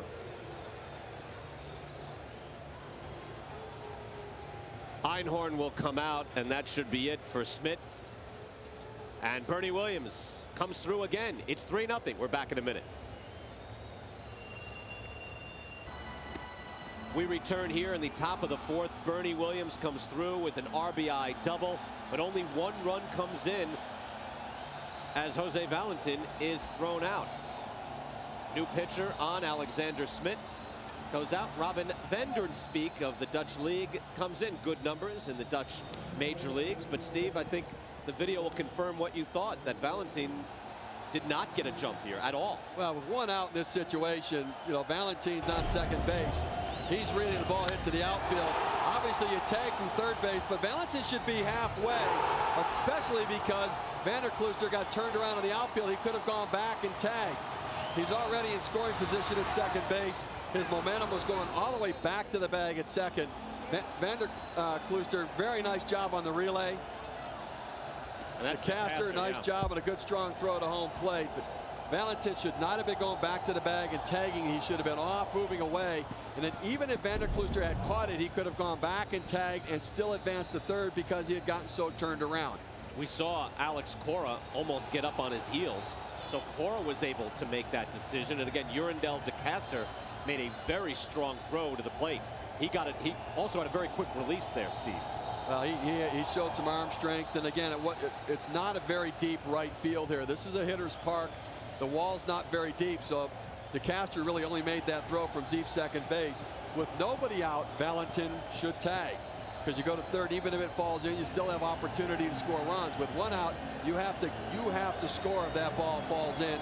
We'll see if that's a play that later comes back to hurt Puerto Rico if somehow the Netherlands can get a rally going. How about Bernie Williams, though? Again, the one man to get a hit with runners in scoring position. He strokes a double. Pudge Rodriguez comes in, another big situation for Puerto Rico. Men on second and third, 2 outs, and Robin Van Doornspeak steps in to face the All-Star. Missed on the outside part of the plate, 1-0. Well, I like that Ivan Rodriguez is taking some pitches tonight. Last year he struggled offensively, and it's because he was swinging at everything. He didn't work the count. He didn't walk at all. He just was swinging. He needs to be more patient this season. He didn't last night. He's been a little more patient tonight. Right side, Vanderkluster is there, and this one he reins in. So Puerto Rico misses an opportunity to pile on, and the Netherlands stays at least close, but still a 3-0 Puerto Rico lead. We return after this.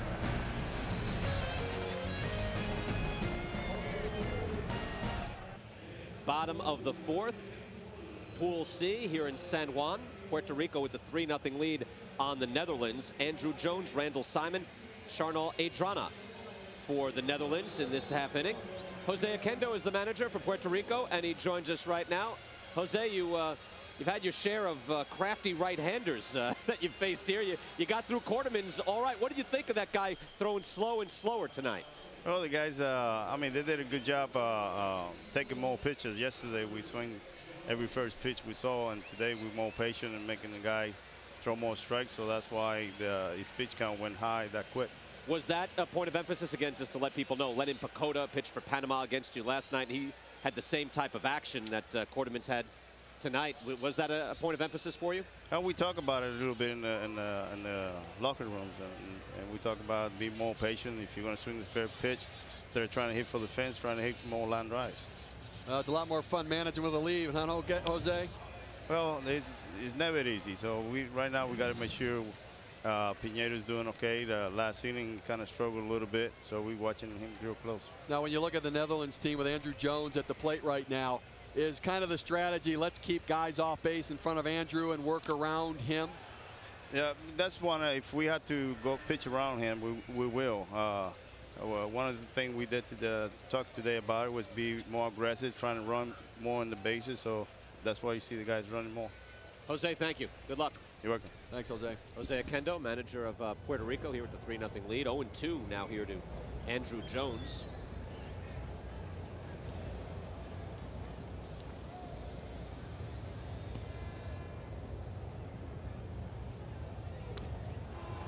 Stays 0-2, fouled it back. Jose Oquendo, the bench coach for the St. Louis Cardinals, had been the third base coach. Now he's going to be sitting next to Tony La Russa on the bench. And I tell you, there's not many better places to learn for a young guy with aspirations to someday be a major league manager than sitting next to La Russa. He's always thinking through the game. You can pick up an awful lot. Struck him out. Pinero gets Andrew Jones.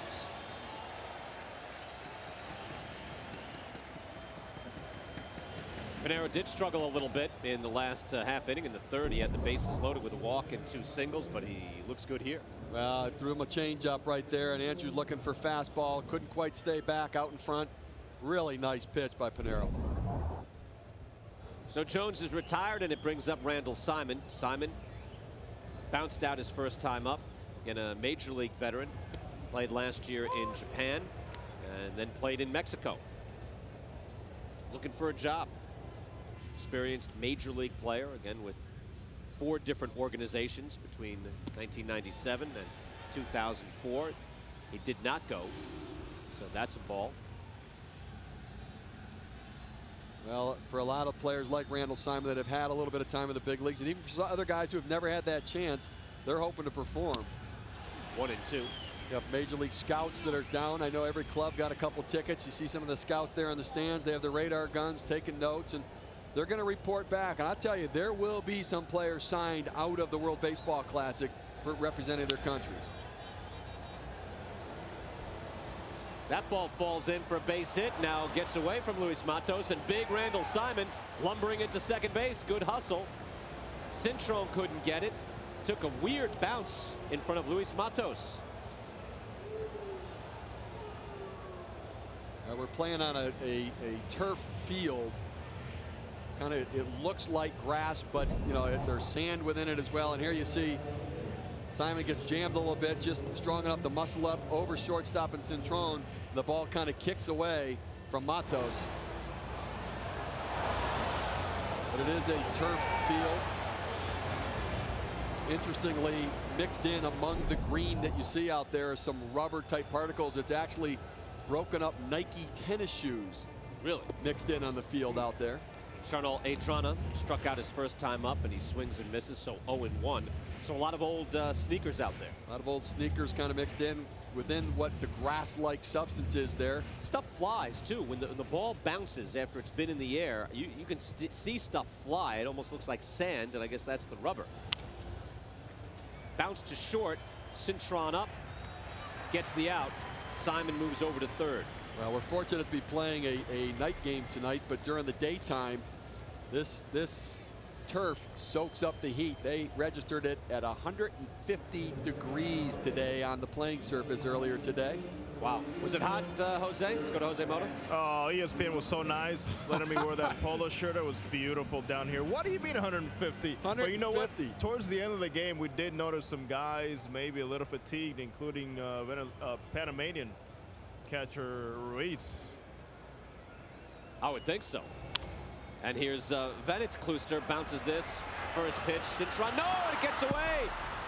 The Netherlands gets a run as the throw from Cintron get by Javi Lopez. Bad throw by Cintron. Well, more often than not, when it's a bad throw, it's because of bad footwork. It has nothing to do with your arm. It has to do with your feet. The one thing I like is Vennetkluster ran hard all the way down the line and put pressure on Cintron. Ball chopped over in the hole right there. His footwork wasn't so bad. He just kind of short-armed the throw, and Javi Lopez in that situation tries to pick it. Couldn't do it, and the run scores. Lopez is not an experienced first baseman, but there's not much you can do here. That's a weird bounce, too, that came up off the turf. Bad throw, E6, and it's a 3-1 ball game. So 2 outs. Here's the catcher, Sidney de Jong, and the Netherlands with a chance to capitalize. Again, Dirk Vennetkluster is the Dutch MVP of this past year. This is a quality player, the Dutch level. Javi Lopez, again, is going to move to first base this year. Well, prolong your career. I know Steve Metz went through that with Mike Piazza. It did not work out. He's not able to play first base. You think that Javi Lopez will be able to play first base? I do. I think he's going to have a little more mobility over there, and you know he's going to probably DH 80% of the time. They do have Gibbons there that can play some first, but they're going to work him in. He's going to catch some as well, but I think they have him in the lineup for his bat. That's in for a strike.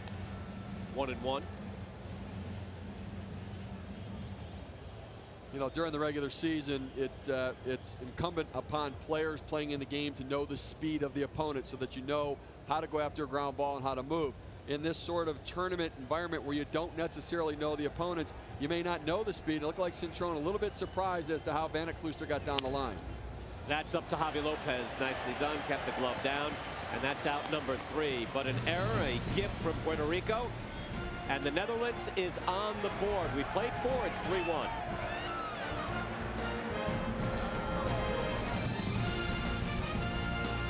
Back in Puerto Rico.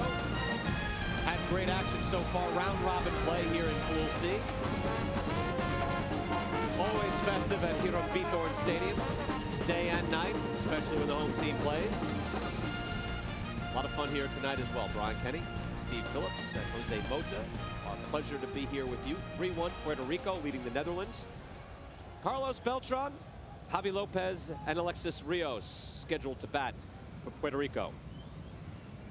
On the hill is Robin van Doornspeek, who is the closer for Door Neptunus. Everybody in together now. I say we make a little road trip at some point. Go see a little Door Neptunus. Wouldn't mind going to Holland, would you? They have a dynasty going there.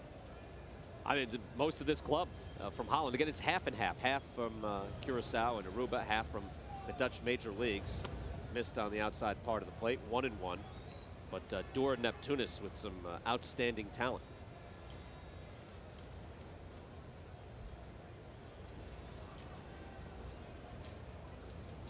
Riley Lejito out there, who we just saw, is also with Door Neptunus. Door, again, is a management club, and Neptunus is the club name. Again, they play about 40 games a year, 8 different teams in that league. And they've played well in international competition. The Netherlands themselves, 4th in the World Cup in 2005. That's a strike.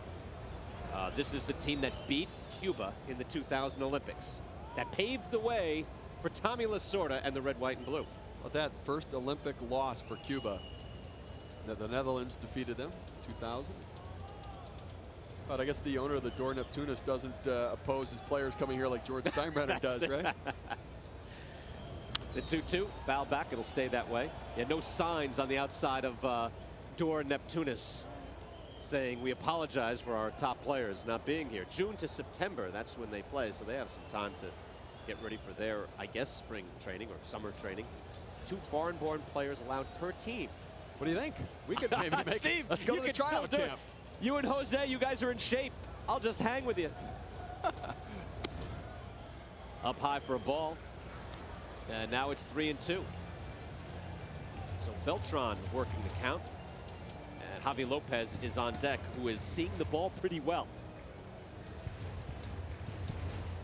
Last time he got up, you didn't see the ball very long. He put it out over the stands and almost into the parking lot. Struck him out. Van Doornspeek emphatic after the K as he gasses one of the top stars in Major League Baseball. Well, for Van Doornspeek, I mean, to be able to go home from this tournament, however it turns out, and say, you know what, I ran my fastball up by Carlos Beltran. He's getting paid $119 million over 7 years, and I struck him out. There's something to be said for that. You can tell your grandchildren that. Good to see that emotion from Van Doornspeek. He's excited.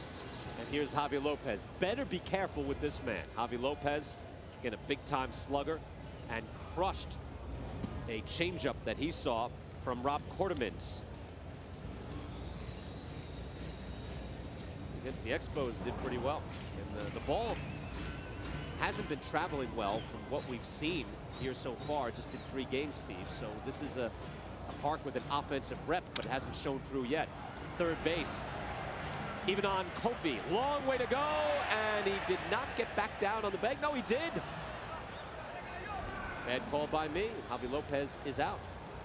Randall Simon getting back down. Randall Simon getting up. Well, nice play all around right there.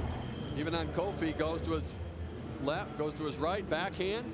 That's a tryout camp play right there, showing off some arm strength. And Randall Simon showing his leaping ability. Nice play, good strong arm. And a great vertical by Randall Simon at first base. That a good call too. Thought he didn't get back down, but Randall Simon, who's worked hard in this game. Again, he likes some work, like to show people what he can do. And he made a fine play. So Lopez is retired, and Alexis Rios, another dangerous man, steps in. Struck out and flew out, 0 for 2. Last night, 2 for 3 with big solo home run against Panama to get Puerto Rico on the board. Some gas there at 90 miles an hour. That missed, and it's 2-0.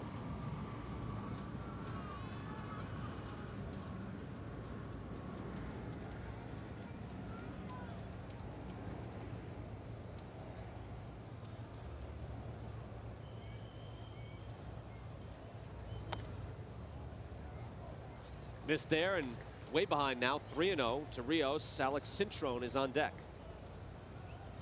That'll be interesting in this situation. Rios swung the bat very well in the game yesterday, having a 3-0 count with 2 outs. If he'll get the green light to cut one loose here, I bet he does.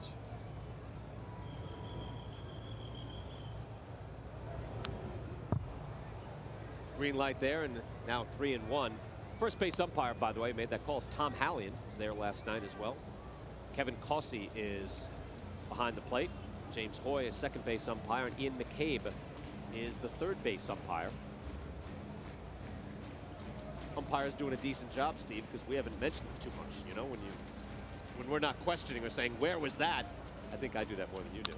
Then you have to wonder. It's a can't win proposition being an umpire. And I tell you, the 3-0 pitch to Rios, we saw kind of fastball cutting away out of the zone. He kind of took a half-hearted swing. You know, that's experience. If you're going to swing 3-0, you've got to air it out. You have to jump out of your shoes. That's your pitch. You have to drive. If you're going to check your swing, you shouldn't swing, because you could ultimately just hit a weak ground ball. Cut it loose if you're going to swing 3-0, and swing and miss if you're going to offer and not get a hit. Payoff pitch is ripped to third base. Even on Kofi again. Simon up, gets back down, and Hallion with the call correct once again. So 3 up, 3 down. Robin Vendort speak. Neptunus showing well, but it's 3-1 Puerto Rico.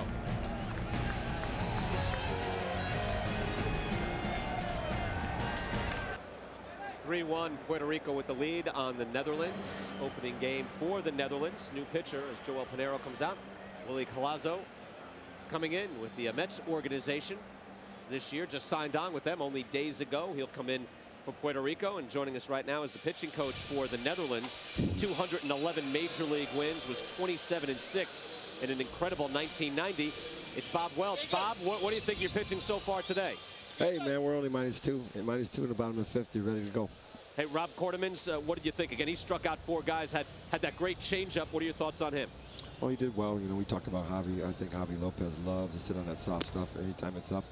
I heard Don Sutton mention that 50 times. And don't just throw a breaking ball over to him for a strike. He gets that pitch, he hits it over the fence. You know, you give him credit. You know, Bob, young Alex Smith pitching in this game, 20 years old, really just a rookie ball, A-ball pitcher. What do you tell him as part of the learning process? You're a minor league coach. What do you tell him to help him work through this? Well, the one thing he has good location with his fastball. He's very nervous. I walked out there. He needed a breath, so we kind of gave him one. Get over his head. Go, go, go, go, go. Get out. Thank you. Does indeed, and bounces over the fence. Riley Lejito. Riley can hit. Yeah. But, you know, it's just like anything. We need a good location with our fastball. He's got a good fastball, but he was very nervous, but he throws the ball extremely well. And he's going to get a chance to do it again. Hey, Bob, tell us what this means to guys like Lejito and, you know, Vanek Klooster, the guys who play in the Dutch league, to be able to compete. We just saw Vendert speak, too, get that strikeout on Beltran. He was so excited. What does it mean to those guys? Oh, it's a tremendous honor. I've never participated in anything like this. I love the game, you know, and I'm really happy that I have an opportunity to do this. Our skipper asked me, and to be over here and being a part of it. I've never been in the Caribbean or participated in any winter ball. The people here are wonderful. They love it. The guys on this team love it. And, hey, we're in this game right here, especially we scored this point. Hey, Bob, thanks for being with us. We appreciate it. Thanks, Bob. Get out, get out. And no, it didn't go down, and Eugene Kingsale tried to lay down the bunt. You heard Bob Welch still reacting there. Bob wants to get back into this game because this could still be an opportunity. Kingsale tried to lay one down. Lejito will have to stay at second base, 1 out and still 1 on. Well, Kingsale, this has to be part of his game if he wants to get back with a major league club. And you know, he has to bunt. Leadoff hitter, he can run. He's trying to get out of the box a little too much. This is a situation right now. If you're going to try to advance the runner here, you're down a couple runs. I just assume you try to swing the bat or get a base hit out of this, but you can't pop it up and easy out. Urandale DeCaster is the hitter. Bounced out, drawn a walk. In for a strike from Collazo. Collazo, 26 years old. Again, didn't have the great numbers you saw there in the minor leagues, but he'll get a look from the Mets. Was signed while we were in camp this past weekend, Steve. Well, Mets looking for a lefty reliever, so they're having a tryout camp and give him a try. All right, so missed there, and it's 1-1. Let's go back to Jose Mota. Jose? Watching from where I'm at and from the vantage point, his stance on the caster, he puts a lot of weight in his front leg, but what he does is he's able to transfer back to load up quite nicely. A lot of times you see a guy loading up early in his front leg, but you got to make sure as a hitting coach, and Bam Bam Mullins has been really on him about this, is, you know, okay, you feel comfortable because maybe you feel if you load up in the backside that's going to take you forward too early. Well, that's the idea. He loads up early in the front leg, then he comes back. Left field, high fly ball. Luis Matos is there, a lot of room, and that's out number 2. Well, the challenge in that situation for DeCastro with the weight up front is that your timing, be able to get it back enough to be able to launch toward the ball. And you see DeCastro's weight up front. He gets it back, but not quite back far enough to be able to drive the ball. But he has figured something out with his swing. We talked about this year hit 280 in AAA, but went to the Venezuelan Winter League, hit 17 home runs, 2 off the all-time record for the Venezuelan Winter League. So he put up some big numbers. He's figuring out. But when you have your weight forward, have to shift back, it's about timing. You have to get it back so you get your foot up and down to the ground before the pitch gets to the plate. Here's Ivanon Coffey with a man on second. Again, if you get that bunt down, that fly ball will bring in a run. Poor execution for the Netherlands, and down by 2. And once again, the 3-hitter is batting in a big spot. And it's not Andrew Jones. That's a strike. No, you're Ivanon Coffey's going to have to shut me up. Look, if you have Ivanon Coffey. Well, if he doesn't, I might. But it doesn't make you any more right. No, I know. Coffey rips that base hit. Ivanon Coffey comes through. Could have a play to the plate. Strong throw from Alexis Rios, but not in time. And the Netherlands gets within 1. And Ivanon Coffey, who plays for Instant Holland Almere, makes it a 3-2 ball game. Well, I tell you, lucky for you, he got a base hit right there, because I was going to unleash on you. Good piece of hitting right there by Kofi, and just jumped all over that fastball inside against the left-hander as well. And good piece of hitting. Look, Kofi played in 2004 with the Astros organization, but in AA, played briefly with the Orioles, and here, that's a nice stroke. Well, fastball out over the plate. He kind of hooked it through the hole over there, and not enough velocity to get away from him. Good piece of hit.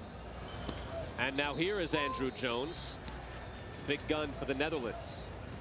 0 for 2, though, ground out and a strikeout. I'm just saying, you have a guy who played in AA last year, and you have Andrew Jones. Rather have Andrew Jones. Not looking in hindsight. Now you got a chance for Andrew Jones to hit a 2-run homer to give you the lead. It's perfect. I'm telling you. Then you can now argue that Einhorn is the manager of the World Baseball Classic so far. One thing we know for sure, Kofi's not running anywhere. You have to give Andrew a chance to hit one out. Out of the strike zone there. It's 1-1. Jones, you know, the downside is a low batting average, low on base, low walk total. The upside is the Gold Gloves in center field.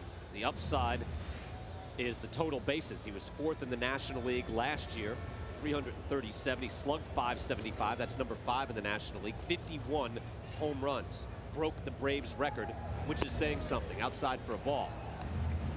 You know, Andrew had such an interesting year with all of the home runs and the RBI, only hitting 208 with runners in scoring position. Just very peculiar numbers. And I think that ultimately some of those numbers hurt him in the MVP balloting, because he didn't hit with runners in scoring position, and Pujols' numbers were phenomenal. The 3-1, and he walked him. Well, we talked to Jose Oquendo earlier, and he said, you know, we're going to pitch around Andrew a little bit. Not necessarily a situation right there. You're going to play no doubles with Andrew Jones up to keep the ball in front, but now Randall Simon up with runner in scoring position. Riley Lejito led off with a double. And then Eugene Kingsale popped up his bunt, then a fly out, and it looked like Puerto Rico could get it out of this, and Willie Colezo could just cruise through his first inning of work. Hasn't worked out that way, though, with Ivanon Coffey drilling a base hit. Now the walk to Andrew Jones. Well, pressure situation. Collazo out there and got himself in a little bit of a jam here. And a big moment here for Randall Simon, and we've seen already in this game that Simon is going full tilt. Simon is bounced out, but then had a single and got to second base on an error. He is ready to run hard. He's been fielding his position well, and now he's got 2 on with 2 outs. Bouncer, second base, and covering his Collazo. No, and a bad throw from Cora. Play to the plate, safe. Play to third, safe. And the Netherlands putting it all together. It's a tie ball game. Wow. We've seen sloppy fielding here by Puerto Rico. Yeah, they're giving him some gifts, and Collazo at first base got over. But the soft toss by Cora up high, tipped off his glove and bounced away.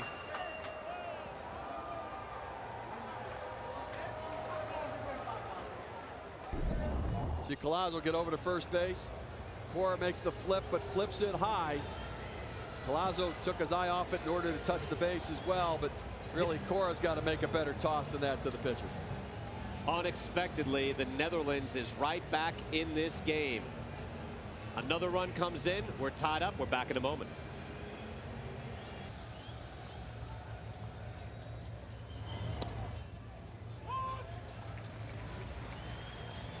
We return here in San Juan as the Netherlands, the beneficiary of an error, and it's tied up 3-3. So an unearned run on the error by Cora. And Orlando Roman comes on to face Charnel Adrana. Andrew Jones at third. Randall Simon is at first, so first and third, 3-3 ball game. Orlando Roman with Binghamton last year in Double-A. There goes the runner. Fly ball center field. Carlos Beltran is there, and he makes the catch. So Roman gets the out, but the error brings in an additional run. Big 2-out hitting by Ivanon Kofi. It's a 3-3 ball game.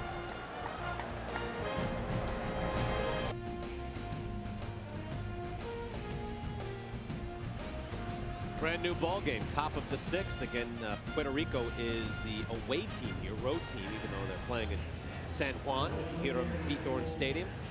Balmy night, beautiful evening, cooled off here in the mid to upper 70s. Thick, heavy air that is knocking down a lot of balls, but not the one destroyed by Javi Lopez. But now an error leads to the tying run, and again some clutch hitting by the Netherlands. And Jair Jurgens will come in here in a tie ball game. Jurgens, Class A last year for the Detroit Tigers. He'll face Alex Cintron inside for a ball. Well, Cintron every at bat is kind of squared around, and I think he's jumping around too much. Look at that first pitch if you're going to take it, because he's not looking to bunt. Look at it so that when you're swinging, you're looking at it from the same line of sight. He squares around. I think it affects his look. In for a strike. We're seeing some decent pitching here. Now again, Jurgens is only a Class A in West Michigan for the Tigers, but had 108 strikeouts in 142 innings. Pretty good rate, and only 36 walks, so a good ratio as well, Steve. And we saw Vanderspeak look very good in the last half inning. Up high for a ball, 2-1. Well, I tell you, the numbers tell part of the story, but the stuff is the other thing. That, Jurgens throwing 92, 93 miles per hour. He has some good stuff, some life on his fastball. That's what makes it difficult for the hitters to hit. 2-1, back up the middle.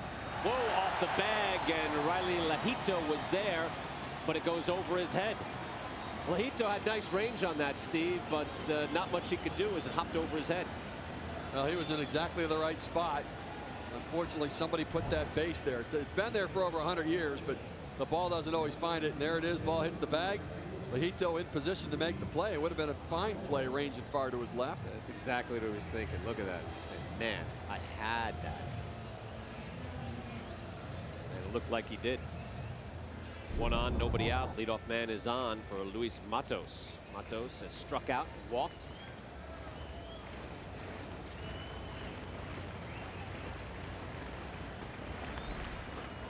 Jurgens throws over to first. We heard Jose Kendo say, talk to the guys. He wanted to be more aggressive, get them going. He has really started the runners, particularly in the bottom part of the lineup here, getting things going, getting things moving. The sluggers, the thumpers are up top. He wants to use some hit and run and get guys moving. Missed for a ball at 94 miles an hour. Jurgens just turning 20 years old. So I'm going to mention 12 players from the Netherlands in some form of Major League Baseball or minor league baseball. This is a nice young player. Had a very good year in the Midwest League. And now here on the big stage in the World Baseball Classic. That's a foul ball, 1-1. Let's go back to Jose Mota. Jose, what do you got? Well, you guys talk about the timing and running the bases, and Jose Oquendo saying let's be more aggressive. Well, the reason is, and I've seen the communication between the first base coach Ivan de Jesus. He's got the timer over there, and immediately he was flashing on the starter from the Netherlands a 1-5, and no variation on his move, no sidestep, nothing like that. So right now they're trying to gauge also how slow or fast the guy on the mound is. Nice inside stuff, Jose. Thank you. Getting tough to get the scouting report when you're looking at a kid from the Midwest League, but I guess evidently, especially what Jose is telling us, can get it pretty quickly. 1-1 with Cintron at first. I know, Steve, you were saying that there's going to be a lot of scouts here to get a look at Cuba. Who knows if anybody defects now or ever, but this is a chance to see these guys and get a scouting report. You know, you don't get many opportunities to see the Cuban players because scouts are not allowed to go into Cuba and watch their leagues. That's one of the rules, and everybody's prohibited. So these international tournaments are where you get a chance to look at them. Center field and deep. Andrew Jones can't get to that. One hopper over the wall, ground rule double. Matos gave that a ride.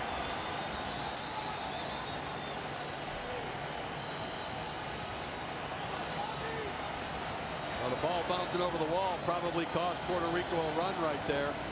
With Cintron on base, that ball kicks off the wall and stays in the park. He probably scores from first base. You see Matos here gets a good fastball down in the zone, does a nice job, keeps his hands inside. Nice stroke, rotates those hips. That's an outstanding swing, hitting against the front leg, driving it to center field. The one thing we know, that ball could not have been caught, because if Andrew Jones can't catch it, nobody can. Jones still with the great range. And he got nowhere near it. So kind of a hard luck base hit given up by Jurgens. But that one was just hit hard. Jose Valentin. 2 for 2 in this ball game. Steps up in a tie ball game and nobody out. Puerto Rico with a chance to take the lead back. Fouled back, 0-1. Robert Einhorn opting to play the infield back in this situation with nobody out and runners on second and third. He has to play the infield back to try to avoid the big inning. You can't play the infield in. A little base hit, Squibber gets through, gives up 2 runs. You'll give up 1 run. It's early enough in the game to get an out. You don't have to avoid a big inning right here. If he gets an out, he may ultimately try to pull the infield in.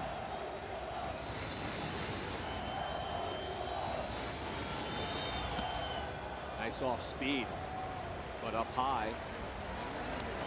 Jurgens gets it to 1-1. Jose Valentin looking for a pitch that he can drive right now, or to get a ground ball up the middle. He'll take the RBI. A ground ball to second base gets the runner from second over and the man from third base in. So if he can pull this 93, 94 mile an hour fastball, he's going to try to do it. 1-1 missed. 2-1. Cintron on third. Luis Matos on second with a crushing double. This is a situation for Valentin that you might get up on the plate, forcing them to either pitch you in or get you closer to a ball out over the plate that you can hit the grounder to second. Nice smoke there at 94 miles an hour. 2-2. Yair Jurgens, 20 years old. See him there. He is trying to hook that ball. He kind of reached out trying to see if he could pull it. Bat slipped out of his hand a little bit.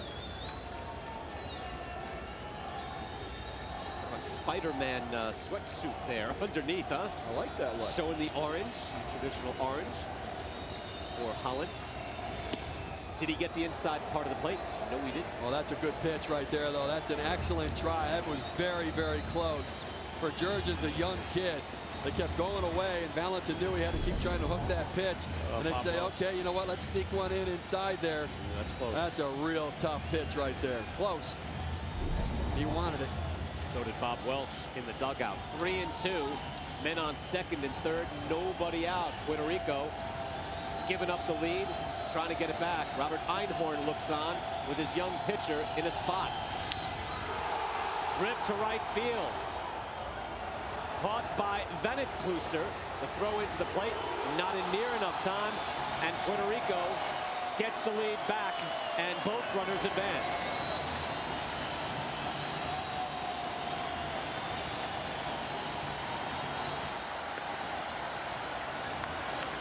A good piece of hitting by Valentin there. He got a pitch he could yank and pull to right field. They set up inside again there. I think I would have gone away. You had him aware of coming inside. He tries it. Vennetkluster moves toward the ball. Good base running. The run scores and advances to third base. You know, Steve, I think that's a 20-year-old guy who just wants to strike. They don't want to give something up. That's a product of a 3-2 count. Well, it's interesting because you know, Dione, the catcher, he moved inside, so they actually tried. He threw it where they wanted it to go. I think you got to throw that fastball away in that situation. Here's Alex Cora, whose error led to a big inning, and then he lays one down. Run comes in, out is scored, but the second run comes in for Puerto Rico, and they take a 5-3 lead. Want to cash in that run, and Jose Kendo does just that. Well, that's why it was excellent base running by Matos to advance to third on the fly ball to right. And let's listen. Jose Kendo is the bench coach for Tony La Russa. What major league team executes the squeeze bunt? The St. Louis Cardinals are the best in baseball at doing it. It's Cora's job. He's outstanding, does the little things right. Well timed. Matos, great jump off the bag. Outstanding bunt by Cora. No chance at the plate. We talked about it earlier. Alex Cora does not have the tools or the athletic ability. He's a baseball player. Puerto Rico getting their runs as Bernie Williams steps in on a sacrifice fly and a squeeze bunt. So a lot of little ball here in tournament baseball. And Bernie Williams having a very big tournament. The fourth inning had an RBI single as runner was thrown out at the plate. Otherwise, you would characterize it as a double, as it was a blast to right field over the head of Dirk Vennetkluster. One hopper off the wall, but man cut down at the plate. So Bernie gets credit for the RBI single. 2-0 to Bernie Williams.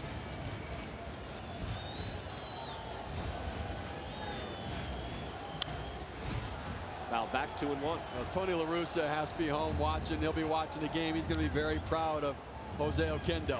That's the way the St. Louis Cardinals play baseball. They execute runners on base, advance them, get runs in, and then they play small ball. They play to the personnel. Alex Cora is not a guy who's going to hit it out of the ballpark. He's not a sack fly type offensive player in that situation. He's a guy you squeeze bunt with, and very well executed. 2-2. It's fouled straight back by Bernie Williams. Bernie Williams has seen a lot of pitches in this game, even on the occasion where he'll fly out, he might strike out, and he's done both in this game. He'll work it to 2-2, 3-2 every time, Steve, every time. Well, he's a veteran hitter. He knows how to battle the count. He'll fight off some pitches and wait to get one. He can do something with it. Outside, and now it's 3-2. That whole philosophy in the Yankees dynasty. Wade Boggs went over to the Yankees. Chuck Knobloch and Derek Jeter followed suit. Bernie Williams and then Posada. Up and down, they would work it. Get the great pitchers out of the game in the 6th inning. Full count to Bernie Williams. Foul back again, and he's making Yair Jurgens work. If they can do it to Pedro Martinez, he can do it to Yair Jurgens. I'll tell you, the way to work the count, you have to have confidence in your ability. You can't have a fear of hitting with 2 strikes. A lot of people are afraid with 2 strikes, and I'll tell you what, the crowd's back in this game with this big inning here for Puerto Rico. Fouled back again. Bernie just wants to keep hearing him chant his name. He's going to keep following him off. He likes to hear it. And why not? Again, it's just a perfect thing for Bernie, Steve, at this point in his career, where he comes back, and I talked to him in camp, and I said, well, a lot of people are happy. Yankee fans are happy you're back with the Yanks. And he said, you know, it just makes too much sense because I can't go anywhere else. So he signs it for much less money than he was used to making, but he stays put. Struck him out. Jurgens does get his man as he strikes out Bernie Williams, but Puerto Rico is back on top, 5-3 as we go to the bottom of the 6th. Tonight's Taco Bell pitching summary. You see Joelle Pinero pitched well in this ball game, went 4.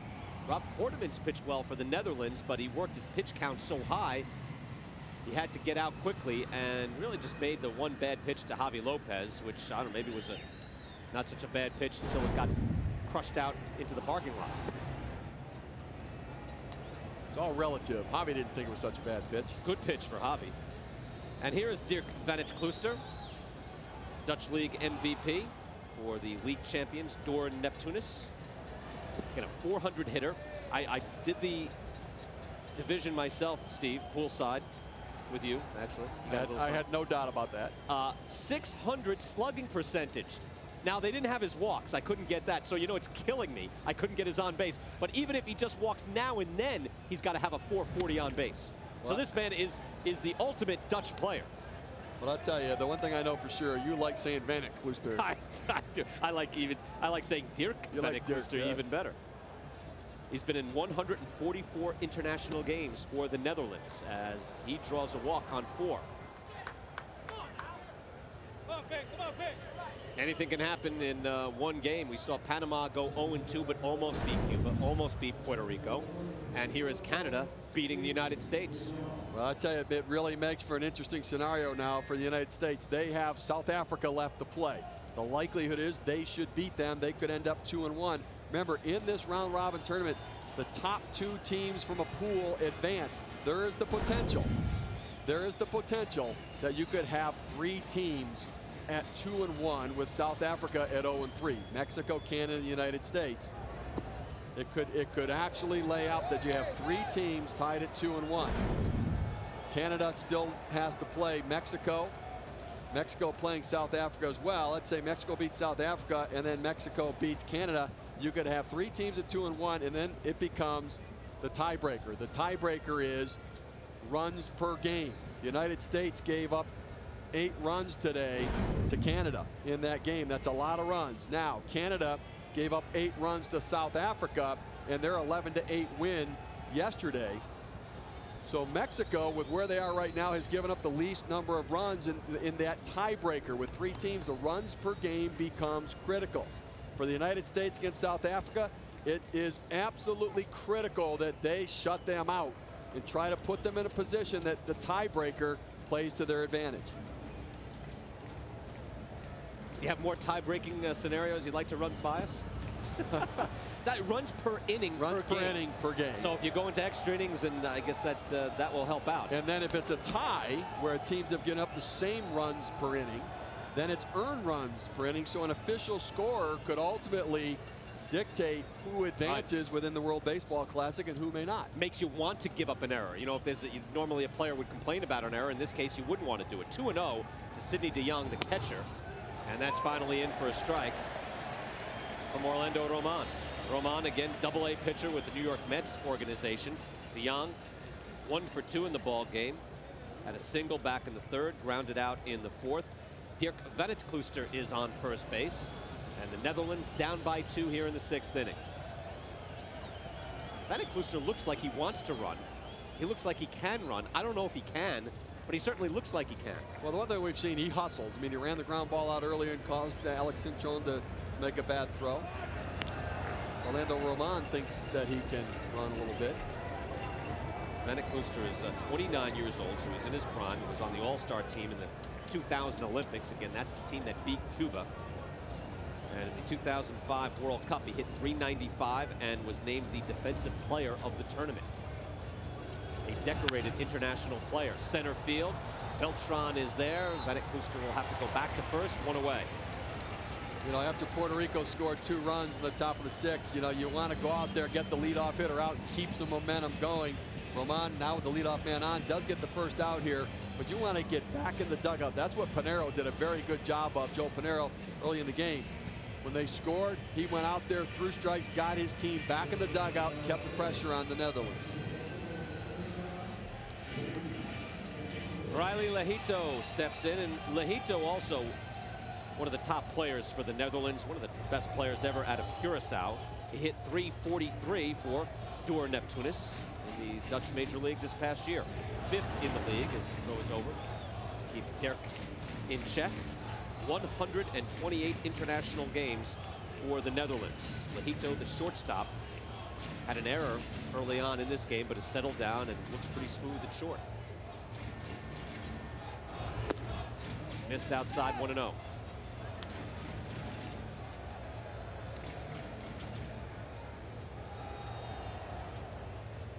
Lehito was named the best defensive player of the 2005 European Championships. Again, the Netherlands does well at international competition. Outside again for a ball. So 2-0. Go to the top of the lineup after Lehito. Eugene Kingsale is on deck. Wanted to see more orange in the uniform. In their warm-ups, they have all orange, and that's in soccer. When you see Holland, you think orange.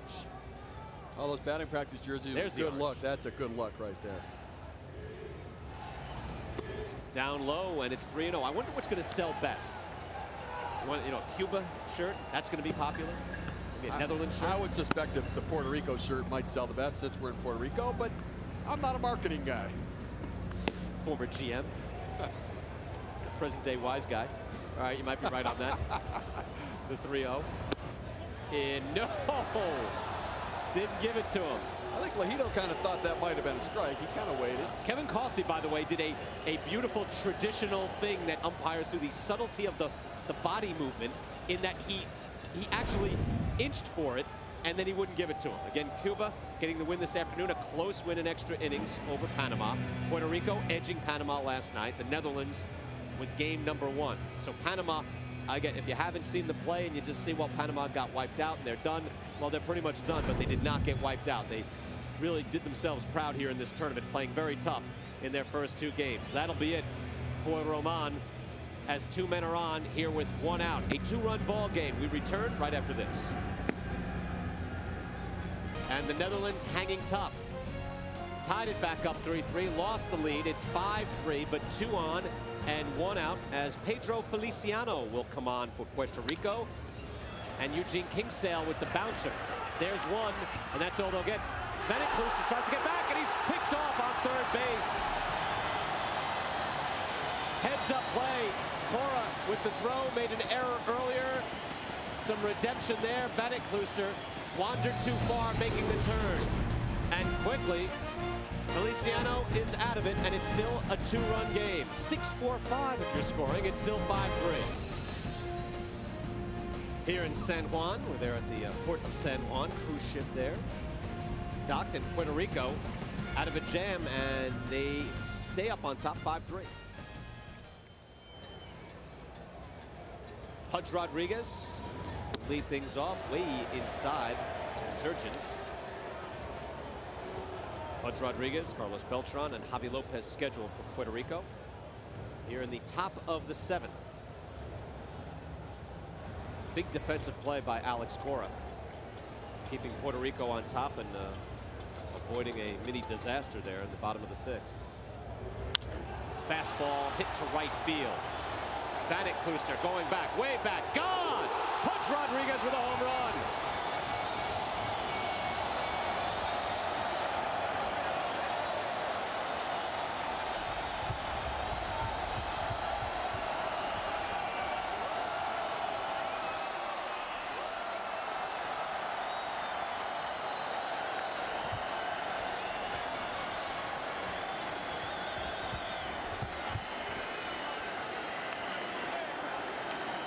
Pudge brings the power in the opposite field and puts it out. And that could be it for Jurgens. Good piece of hitting by Pudge, and this is patience. This is letting the ball get back into the zone. You see him hit the ball deep into the zone. His normal swing to rotate doesn't reach for it. Good power to right field.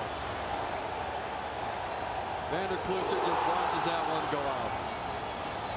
And they love Pudge here in Puerto Rico. Long chat out there on the hill with Jair Jurgens. Einhorn out there, 6'3", starting to get out of striking distance for the Netherlands.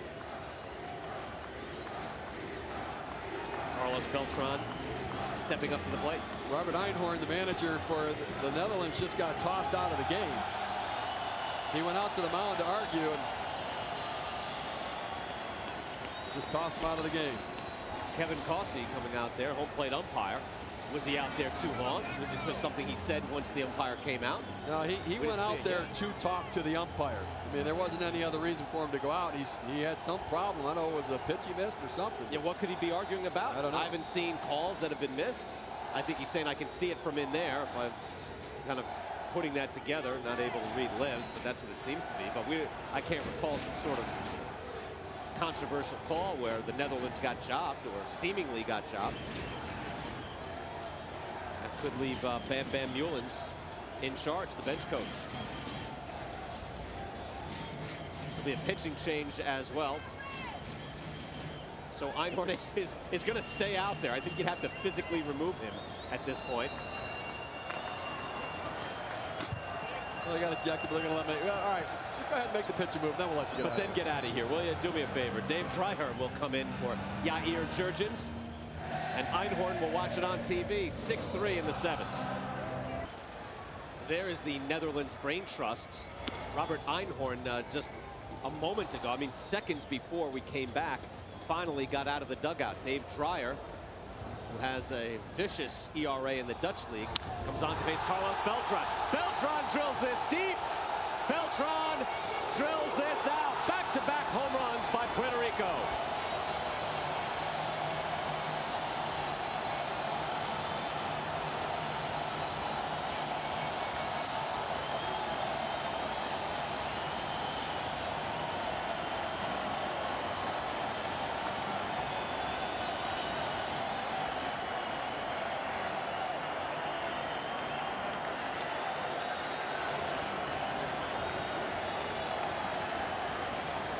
Well, that's what they came here to see. They wanted to see some offense from their stars, and the players are delivering tonight to their hometown fans. Beltran hit a blast right there. That's a good-looking stroke. Remember, he had 8 in the postseason with the Astros. That's a fastball right down the middle, and he just look at that swing. That is a sweet swing, and now the next guy gets hit. Oh. How about that? Javi Lopez, who already has a home run in this game, hit by Dreyer. Are you kidding me? Dave Dreyer, first pitch is destroyed. Second pitch hits Javi Lopez. We saw a game with Panama and Cuba earlier today where 8 hitters got plunked in that game. But yeah, you've got guys here right now that are playing in the World Baseball Classic who have significant contracts. There's no need for that. It wasn't Javi Lopez's fault that ball got hit out of the park. You threw the pitch. Ricky Leday will pinch it here. What? Explain that to me, Steve. I mean, is there any chance he threw that on purpose? I mean, that's the only thing you can figure, but why? Were you sending a message? Why? What message? Is he out? Tom Hallion's coming out. He's issuing a warning to both teams in this situation. And Brian Farley, by the way, is the bench coach for the Netherlands, so now he seemingly will represent the Netherlands as they start to come apart. I mean, after you back-to-back home runs and you hit the next guy, you really have to make a case that you didn't mean to hit him. And that's ridiculous. That's Bush League play, to drill somebody after you've given up a home run. That's not retaliating for someone got buzzed. That's just punishing the next guy for your deficiencies. Well, you know, look, part of baseball development around the world is starting to understand the right thing and the wrong thing to do. And you know, you see the game played, and when you don't understand the nuances of the game, you think, oh, if somebody hits 2 home runs, the next guy should get hit. It's not appropriate. The fans are obviously vocalizing their opinion about what happened. Tom Hallion has stepped in. Major League Baseball rules indicate when somebody's hit intentionally that a warning gets issued. He's implemented that here in this situation, trying to keep this under control. There's absolutely, we do not want this to get out of control and out of hand. This is not what the World Baseball Classic is about. It got out of control a little bit when Robert Einhorn started arguing. Now his players have lost their emotional control as well. The umpires are trying to get it back under control. Steve, I don't like it in Major League Baseball. I don't like it at any level of baseball. It's not something to be done. Again, it's a Bush League tactic. It's one thing if you're protecting your hitter. Your guy got buzzed. You have to do what you have to do. There's no excuse for it there. Dave Dreyer comes on. Again, plays for the Konica Minolta Pioneers in the Dutch League as Ricky Leday takes a strike. He's got a fabulous ERA in the Dutch Major League, 0.96. 23 strikeouts in 28 innings. He's pitched in 43 international games for the Netherlands, so it's not like he's come up out of nowhere. He's 32 years old. He's been around. That's just what he did, and it's not right.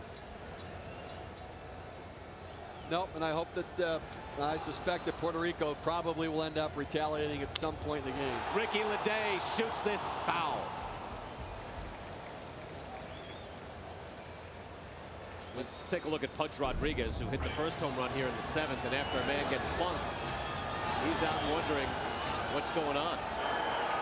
What is that?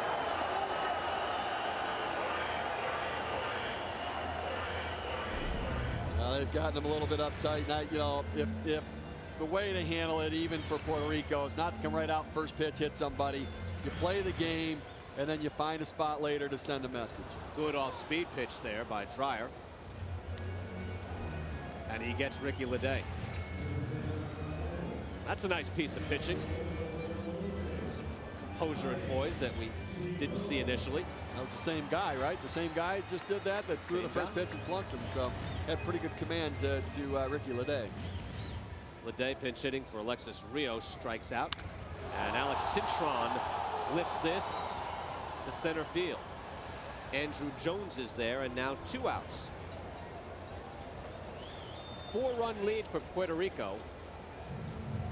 But again, this is the top of the 7th inning, so 9 outs left for the Netherlands. They're not done.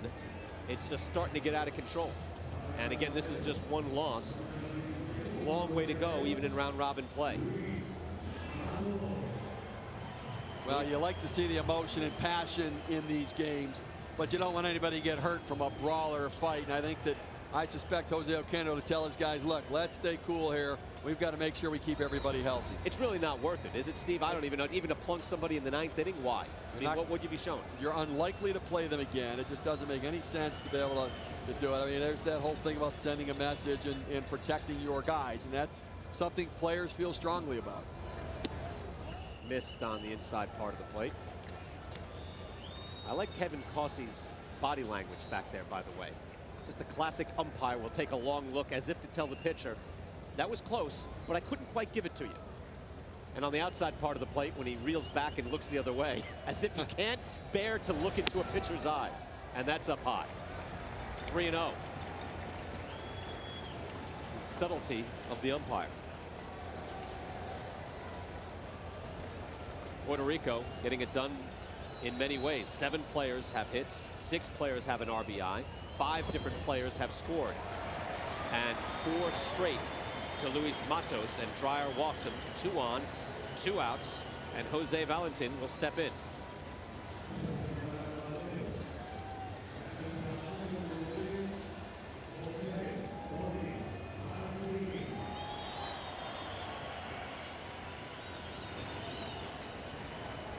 I know you want to hear Ernesto Jerez's calls on those home runs, Steve.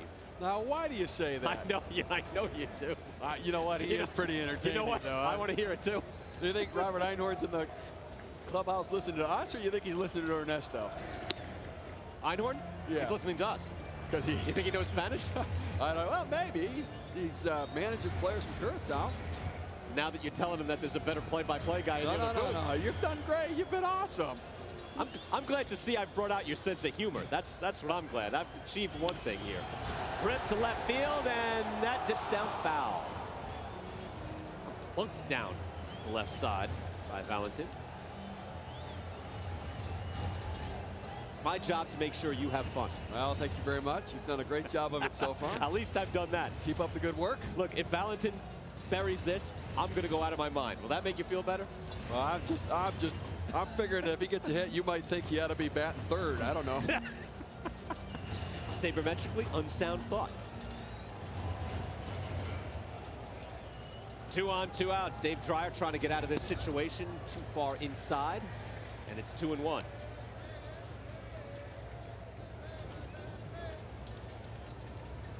Puerto Rico trying to get to 2-0. There's Andrew Jones in center field, who's the cleanup hitter for the Netherlands. He's had a relatively quiet night, fouled back. Jones has walked, struck out, bounced out, hasn't done much here. The Netherlands getting a big break on an error by Alex Cora. Cora with a good defensive play later in the game, though. Big 6th inning double play to snuff out a rally and keep it a 2-run game at the time. Those were big runners at the time, Steve. The 2-2. He painted there and he struck him out. But back-to-back home runs and then a poor decision. Pudge Rodriguez, then Carlos Beltran. Will there be retaliation, though, after Javi Lopez is plunked? We're back to find out in San Juan in a moment. 7-3 Puerto Rico over the Netherlands. Pedro Feliciano on the hill, facing Urandel de Caster of the Netherlands, number 2 hitter. Walked and flew out, bounced out. And before this inning began, Kevin Causey, the home plate umpire, went out to Feliciano to speak to him, as that's in for a strike, and one can presume, Steve, that he went out to say, remember, you've been warned.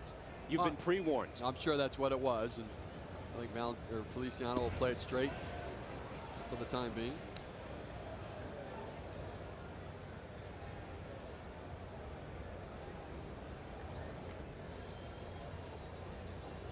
Wholesale defensive changes for Puerto Rico. We'll let you know in just a moment. But this is to second base. That's Ruben Gotay out there. Makes the play. 1 out. All right, Steve. Your request, Ernesto Jerez of Deportes. Hacia la banda contraria. Iván Rodríguez rápidamente contra el viento. A lo profundo. Y no.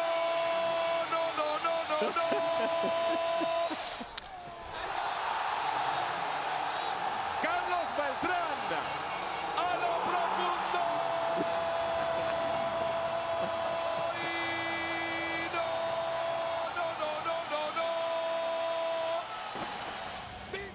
There he is, Ernesto Jerez of Deportes with Candy Maldonado. Nicely done.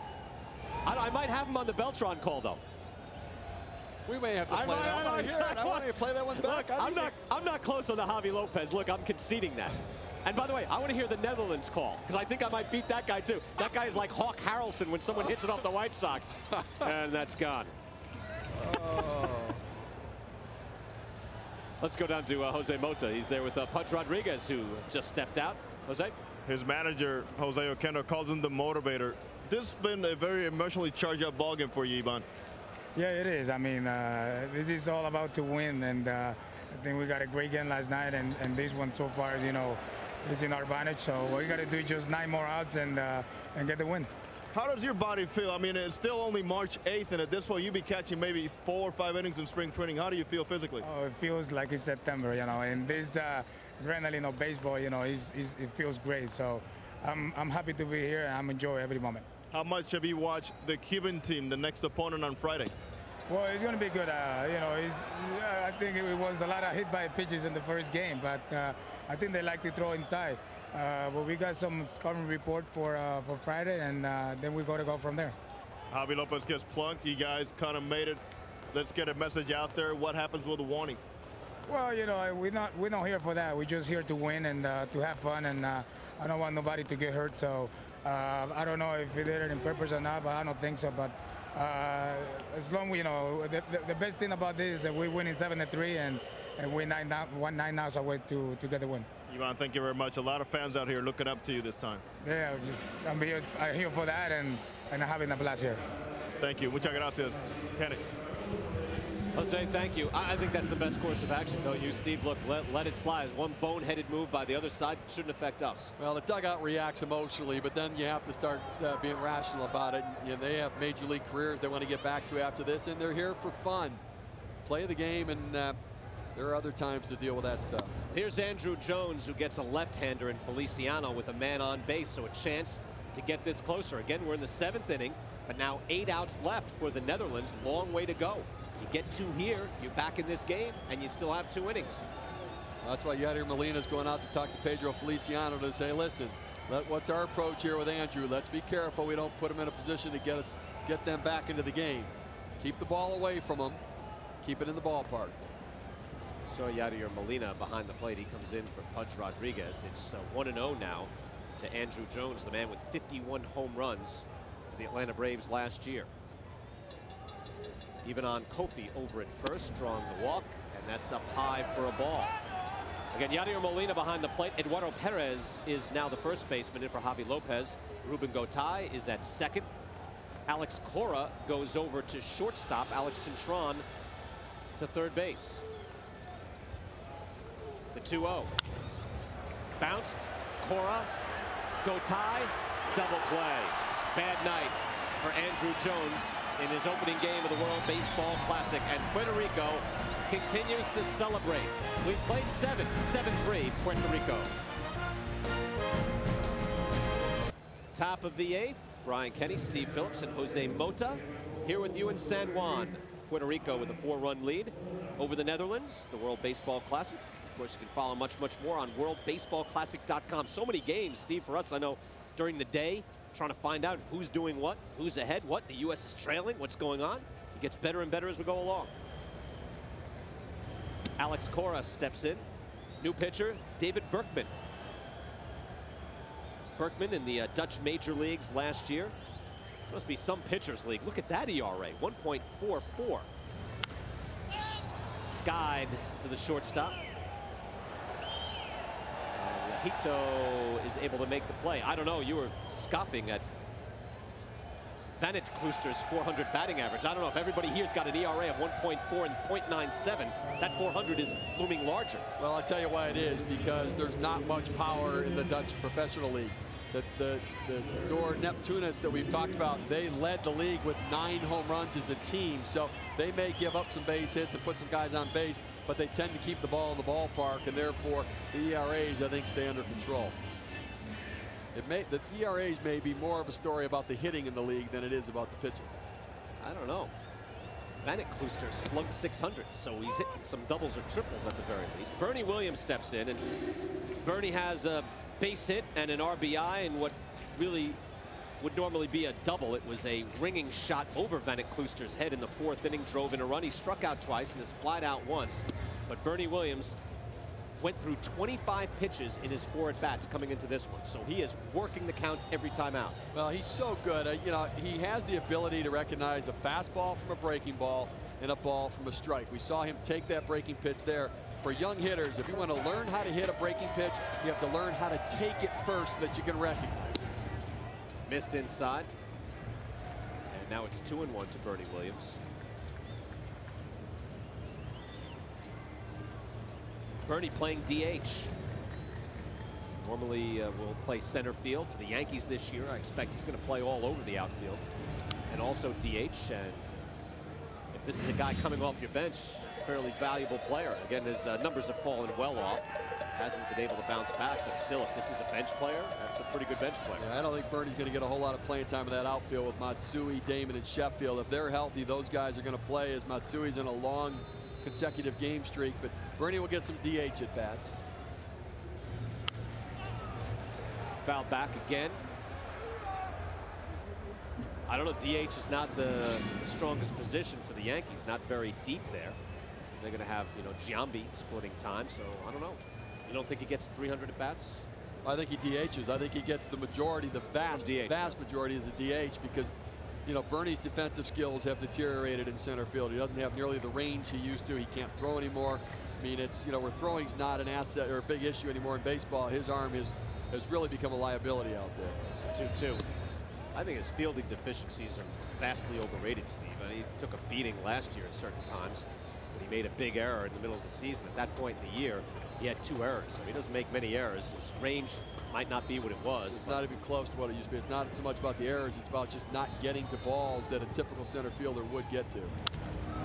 Again, 3-2 count for Bernie Williams as he puts this into right field. And Vanek Kluster made it an adventure.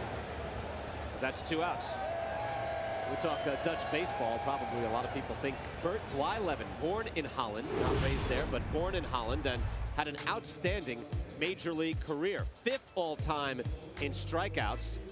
Didn't get to 300 wins, but really most of the analysts, performance analysts, and sabermetricians I speak to, Steve, really only Ron Santo looms ahead of Blyleven as we see the late Kirby Puckett there. And really only Blyleven and Santo, I think, are at the top of everybody's list for guys who should be in the Hall of Fame but aren't. Bert Blyleven had a tremendous career, and the strikeouts we saw in the highlights there from those games, he had the best curveball, you know, one of the best, if not the best curveball ever in Major League Baseball. It was an unbelievable pitch for him, and a dominating strikeout pitch, and you know, one that made him so effective for such a long period of time. And he's broadcasting now for the Twins and does a great job with that.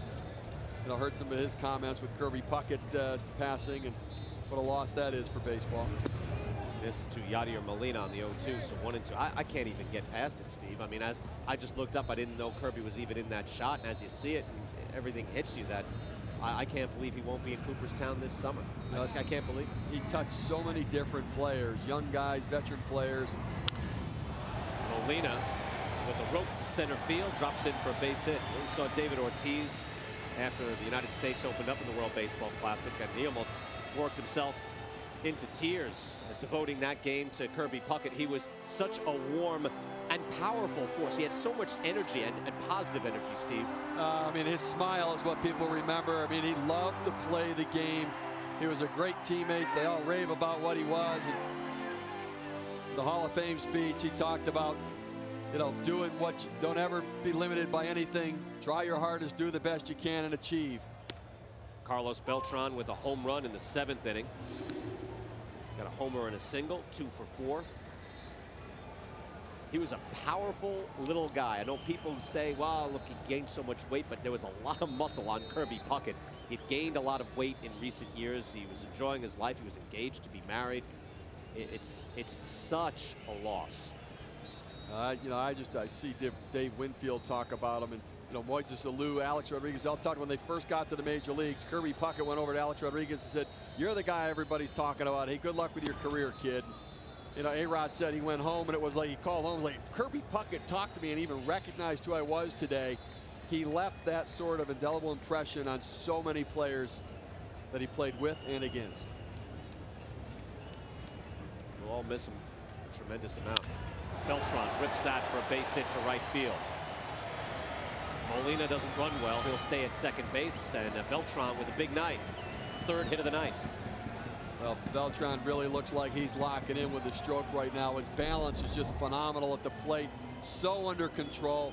He keeps that bat through the plane of the pitch longer than just about anybody. Such a smooth, level swing. So 2 on, 2 outs. Let's go to Jose Mota. Jose? You got it right on the button right there, Steve. It seems like that comfort zone, the more at-bats you get, the hands are not rolling. You're right on every pitch and squaring the ball. And Carlos Beltran's feeling very comfortable right now. You look at that swing and how when he finishes, he has just great balance still at the plate. That's being under control, not rushing out, letting the pitch come to you in the hitting zone, and outstanding stroke. Dave Bergman will stay on in this game. I'm still wondering why Robert Einhorn, the manager for the Netherlands, got himself thrown out. It's very puzzling still.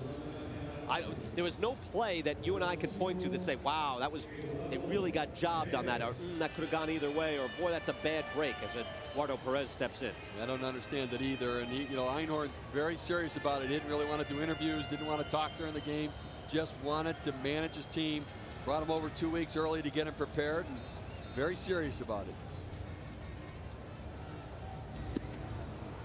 Perez with a big hack there. These guys have Cuba coming up tomorrow night. I mean, this thing is a long way to go. You get a win, you're right back in it. So even if this turns out to be a loss, you've got to keep a level head. The Netherlands can turn things around very quickly. Again, in the round robin, you play 3 games in that first round. Every game is so huge. Strike 2. Well, Eduardo Perez, father Tony from Cuba, and Eduardo actually went over to Cuba in 1999 to visit family members he had never had a chance to see. Guess what? It might be raining out there. He's thirsty. Well, there must be a reason why they're doing that, and one can presume it's raining. 0-2, 2 outs. So a light drizzle, a little rain on and off here for a lot of the day. Struck him out. Bergman gets the call on Eduardo Perez. And Puerto Rico is turned away. But the Netherlands down to its last 6 outs. I think we'll get this in. Back for the bottom of the 8th after this.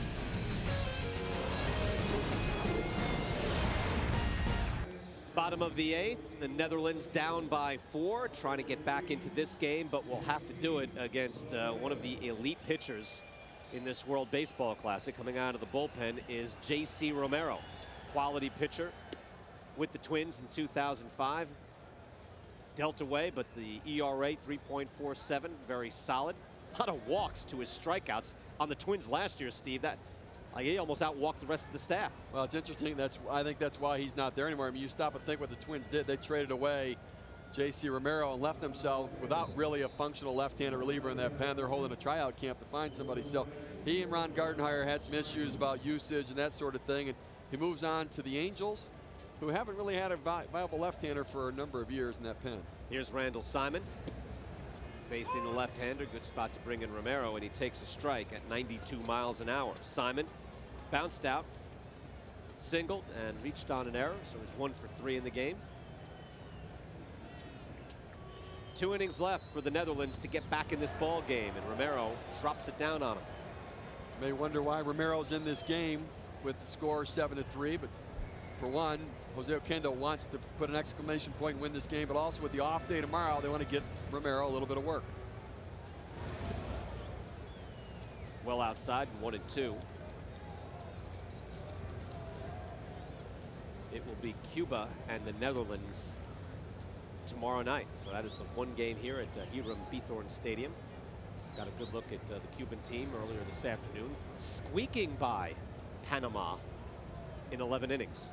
And in that game, had Ruben Rivera stayed still for a pitch that buzzed him inside, it would have been a Panamanian win. That was in the final inning, in the 9th inning, with the bases loaded. He jumped out of the way of one pitch that came in at his head. I know, Steve, you chastised him for that. I felt his head was worth more than the run. You could have been a hero. But his shoulder is not worth more than the win. As the second pitch came in, and that's inside for a ball. Again, at his head one time. And a hit by pitch would push in the run, and the game would be over in the bottom of the 9th. But then another pitch came in at his shoulder, and he hopped out of the way of that. Now that I don't get.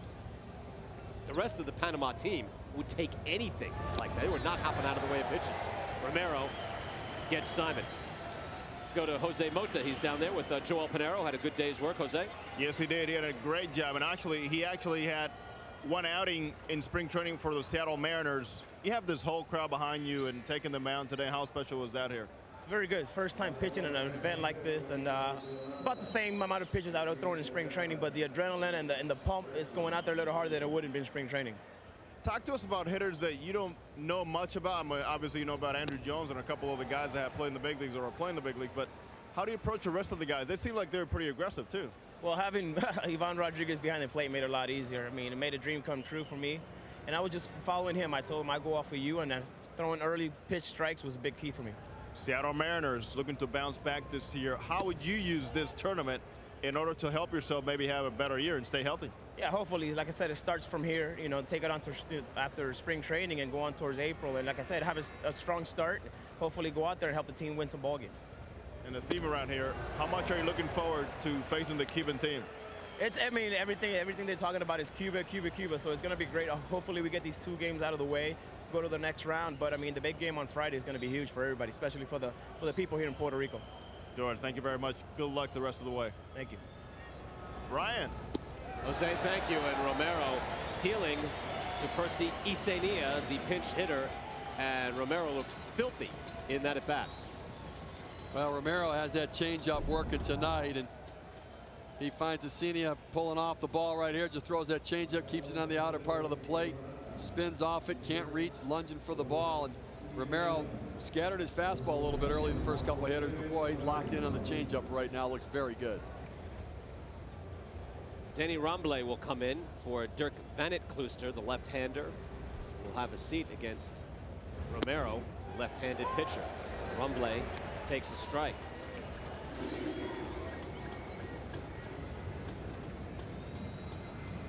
Isenia, by the way, the first baseman for the league champion, Dor Neptunus. His team stacked with the Holland League champs. 1-1. Puerto Rico with the 4-run lead. And this is a deep bullpen. We saw this last night, Steve. Get to see Fernando Cabrera come in. Get to see Kiko Calero come in. High quality, as is Romero right now, and he's ahead 1-2. Well, Romero looks like he's in mid-season form right now. He looks very comfortable. He's got a great rhythm out there and great energy. He looks like he's juiced up, yet keeping his delivery under control. Throwing the ball very well. Staying alive. Stays 1-2. Romero is a very important guy in that Minnesota Twin bullpen for the last several years, and what has been one of baseball's best bullpens. It's going to be interesting to see how they replace him there, and he is going to be a great addition to the Los Angeles Angels of Anaheim. Is that what they are still? Yeah, oh yeah. They win that court case? They did, yep. The LAA. Great. I don't think Ernesto Jerez would have any problem with saying Los Angeles Angels of Anaheim. I'm sure he could say it quite lyrically. Perhaps you should work with him. Perhaps you will. 1-2, J.C. Romero looking to finish things off here in the 8th inning. By the way, as you see Kevin Clousey there behind the plate, he came out to J.C. Romero and pre-warned him. Said, remember, you've all been warned. Made sure that there'd be no retaliatory plunking. That's right back to Romero. Oh no, he has trouble with it, and they can't get the out. Ramble runs it out, and Romero couldn't finish off a 1-2-3 inning. Again, in the 7th inning, Carlos Beltran lit off with a home run, or rather Pudge Rodriguez did. Then Beltran belted a home run. Then right away, relief pitcher Dreyer came on and plunked Javi Lopez. So if you're waiting for some retaliation, I don't know if we'll see it, and certainly with the pre-warning, it doesn't appear that we will. Sidney de Jong, the catcher, steps in. 1 on, 2 outs, and the Netherlands down by 4. Well, Romero comes off, hits off the heel of his glove, tries to get him, thinks he has him, and oh, come on, guys. That's right, the reaction from Ramble at first base. He got jammed. I'm sure he's got a bone bruise on his hand right now. But he got eaten up inside by that pitch. About hit him on his thumb swinging the bat, but he gets on base. Romero just looks great. I mean, that ball is fading on people. He's changing speeds beautifully, spotting up. Look at that. That's hard to lay off. de Jong manages. 2-1. Well, de Jong's had some pretty good at-bats tonight. He swung the bat fairly well, made some solid contact, base hit early in the game, and he seems to be one of the guys that's been pretty well balanced at the plate, been able to lay off some of the tough pitches and put a pretty good swing on a fastball. 12 hits for Puerto Rico, even with the back-to-back home runs. Only getting 7 runs on there, leaving a lot of guys on base. And home runs from Javi Lopez, a tremendous home run. Profound, if you will. Pudge Rodriguez with the home run, and Carlos Beltran making it back-to-back in the 7th inning. I got the translation for Ernesto, by the way. Dígale que no ese pelota means say goodbye to that ball. I might work that in. Got a piece, stayed alive. No, you know that I think you could sell that. I want to hear the no, no, no, no, no, no. See, I didn't know you could do that. I didn't know you could go no, no, no, no, no. Well, I didn't know that. It wasn't in the play-by-play manual that It says back, back, back, back. That's all it says. That's all I've seen. Oh, that's the ESPN. That's the Chris Berman home run call. Come up with your own. That was that the Red Barber call? Was that the Gianfrado call in, I think, the 47 World Series? Or was it the Sandy Amaros catch on Yogi Berra? I'm much younger than you. I'm much younger than you are. It's in books. You could see it. And it was, I think it was back. Yeah, what a catch. Didn't you get those little Gillette records when you were a kid? Like I said. Great moments in sports. I was a little kid at a much different era than when you were. Runner going on a 3-2 and foul back. I'm going to have to find that out. That had to be, thinking, I think it was Yankees and Dodgers, 47 World Series, right? Gianfrado, Sandy Amaros, catch in left field, Ebbets Field, on Yogi Berra. And that was back. And that's where Chris Berman gets that call. How old are you? I'm 5 years younger than Julio Franco. The 3-2. Go tie. And J.C. Romero gets out of the inning, even with the error, and preserves the 4-run lead. 7-3. We go to the top of the ninth in San Juan after this. 7-3, top of the ninth. Again, Puerto Rico, the host nation, is the away team here in this game against the Netherlands. So the Netherlands will get one more shot, but against a stacked up Puerto Rico bullpen. Not anticipating a big eruption from the Netherlands. The Netherlands will go at it tomorrow night against Cuba. South Africa takes on Mexico, 10 a.m. Eastern time.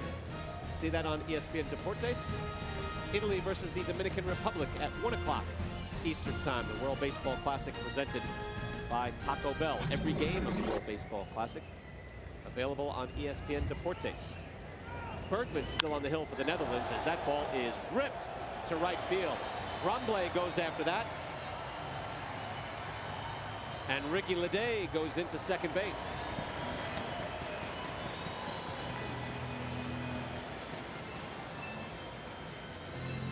Danny Ramblay came in to pinch hit for Dirk Vanitskluster. Collected that, not much he could do to stop that from being a double. Leday is on, Leday coming on for Alexis Rios. Struck out his first time up, but crunches this. Now fastball out over the plate. Leday jumps all over that ball up in the zone, and Jose Kendo has got to be happy with the offense tonight. They've scored in 5 different innings, wanting to make it 6 here. That's what you want. Cintron to second base to Castor. Gets the out, and the runner advances. Leday is at third. Good piece of hitting by Cintron. He knows that's his job.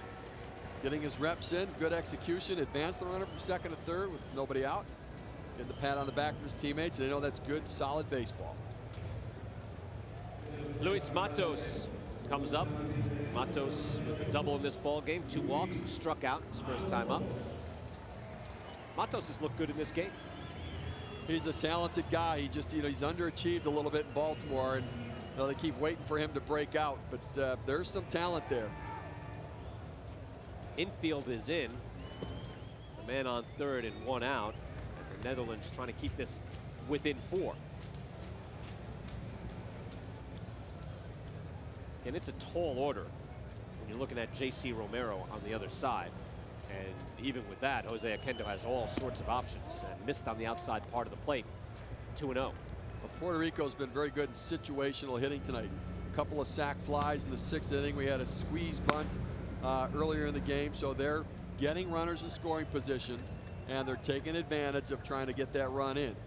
Good, solid situational baseball. Luis Rojas getting ready in the bullpen. That ball is stroked. Fair ball. Matos drives in a run.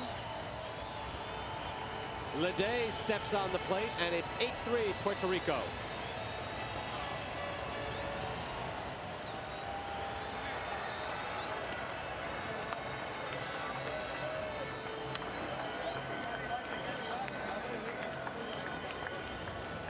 Puerto Rico spreads it out and could be sitting pretty.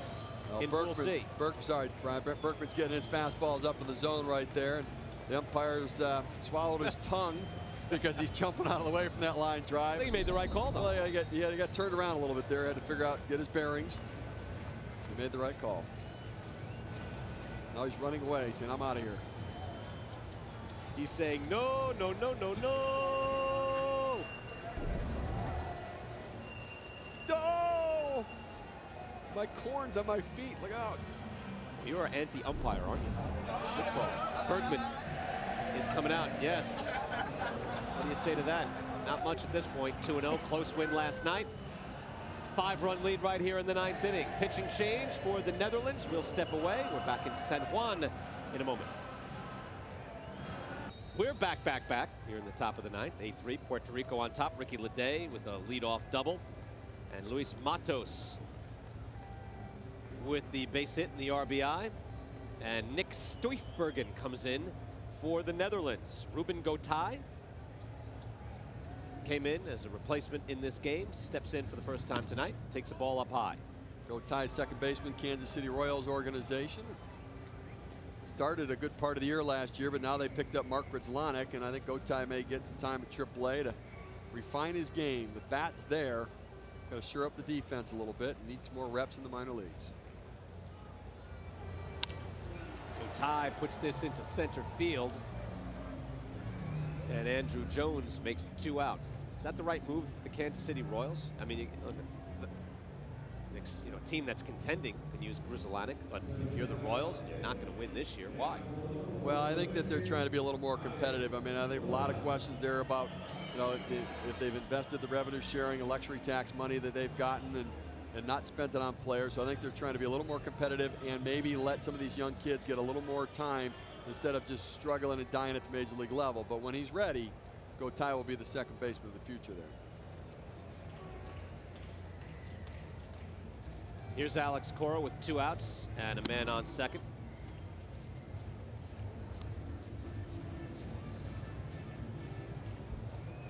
I think you're better off hitting bottom if you have to, and bounce back and have a plan, you know, for 3 years down the road.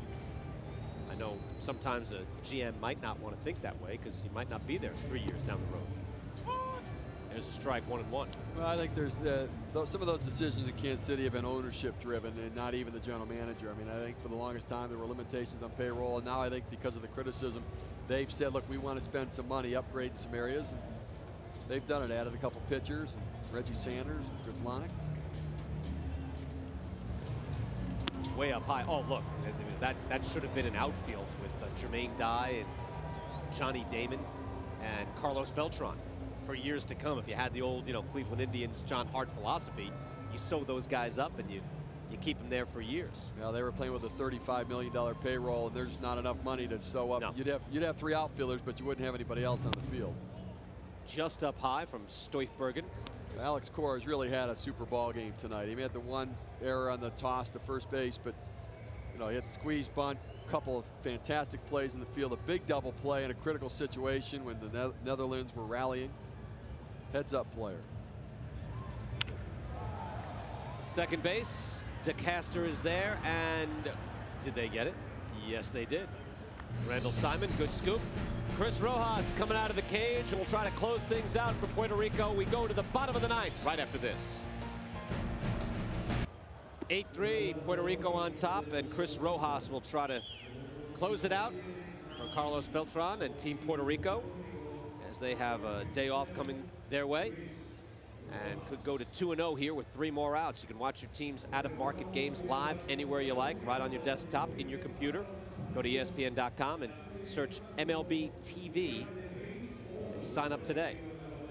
Chris Rojas with Reading, 12-6. He's in the Pittsburgh Pirates organization, and then moved up to Scranton Wilkes-Barre in AAA. I have, in 131 innings in Reading, 107 strikeouts for Rojas, 3 walks.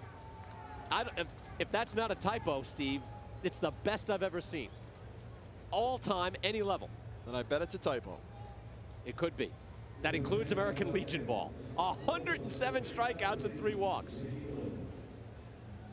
That would be pretty good. That's good. I don't know what the ratio is, but it's very, very good.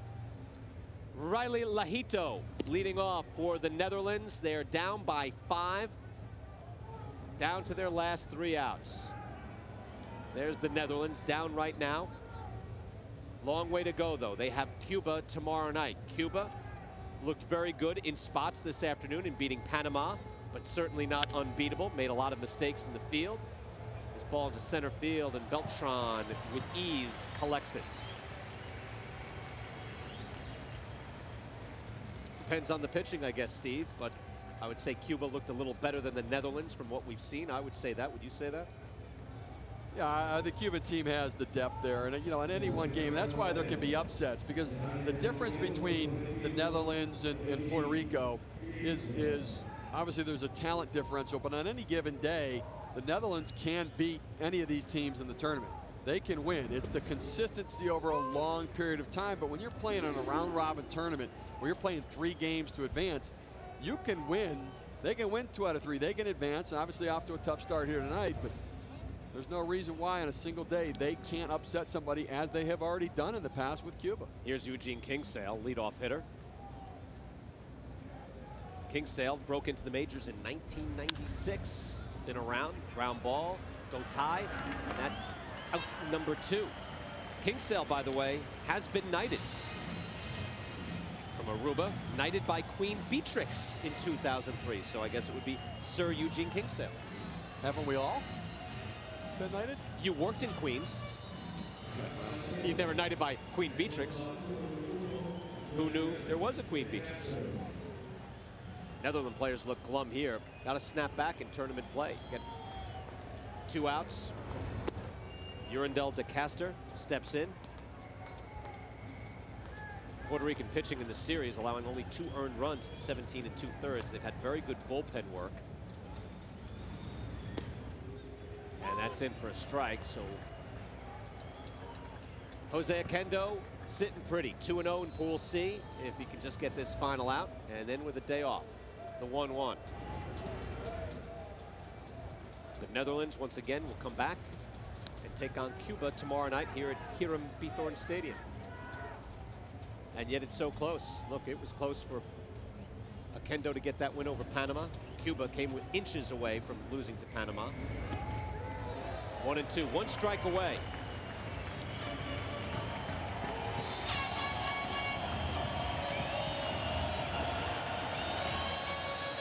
The crowd here in San Juan now standing. Their host team has played well and looking to get to 2-0. Rojas misses outside.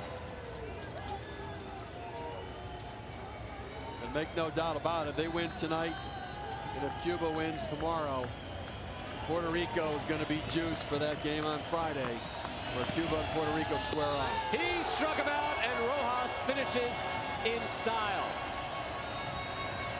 Puerto Rico with the show of power here tonight. A close win last night against Panama, but 3 home runs this evening, and Puerto Rico beats the Netherlands. 8-3 is your final.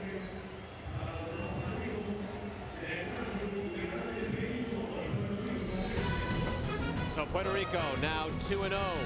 Panama down at 0-2. It'll be the Netherlands and Cuba in a pivotal matchup here tomorrow night.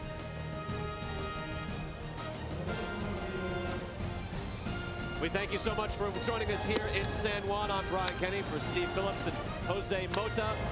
Again, your final score, Puerto Rico 8, the Netherlands 3. This has been a presentation of ESPN, the worldwide leader in sports. Good night from San Juan.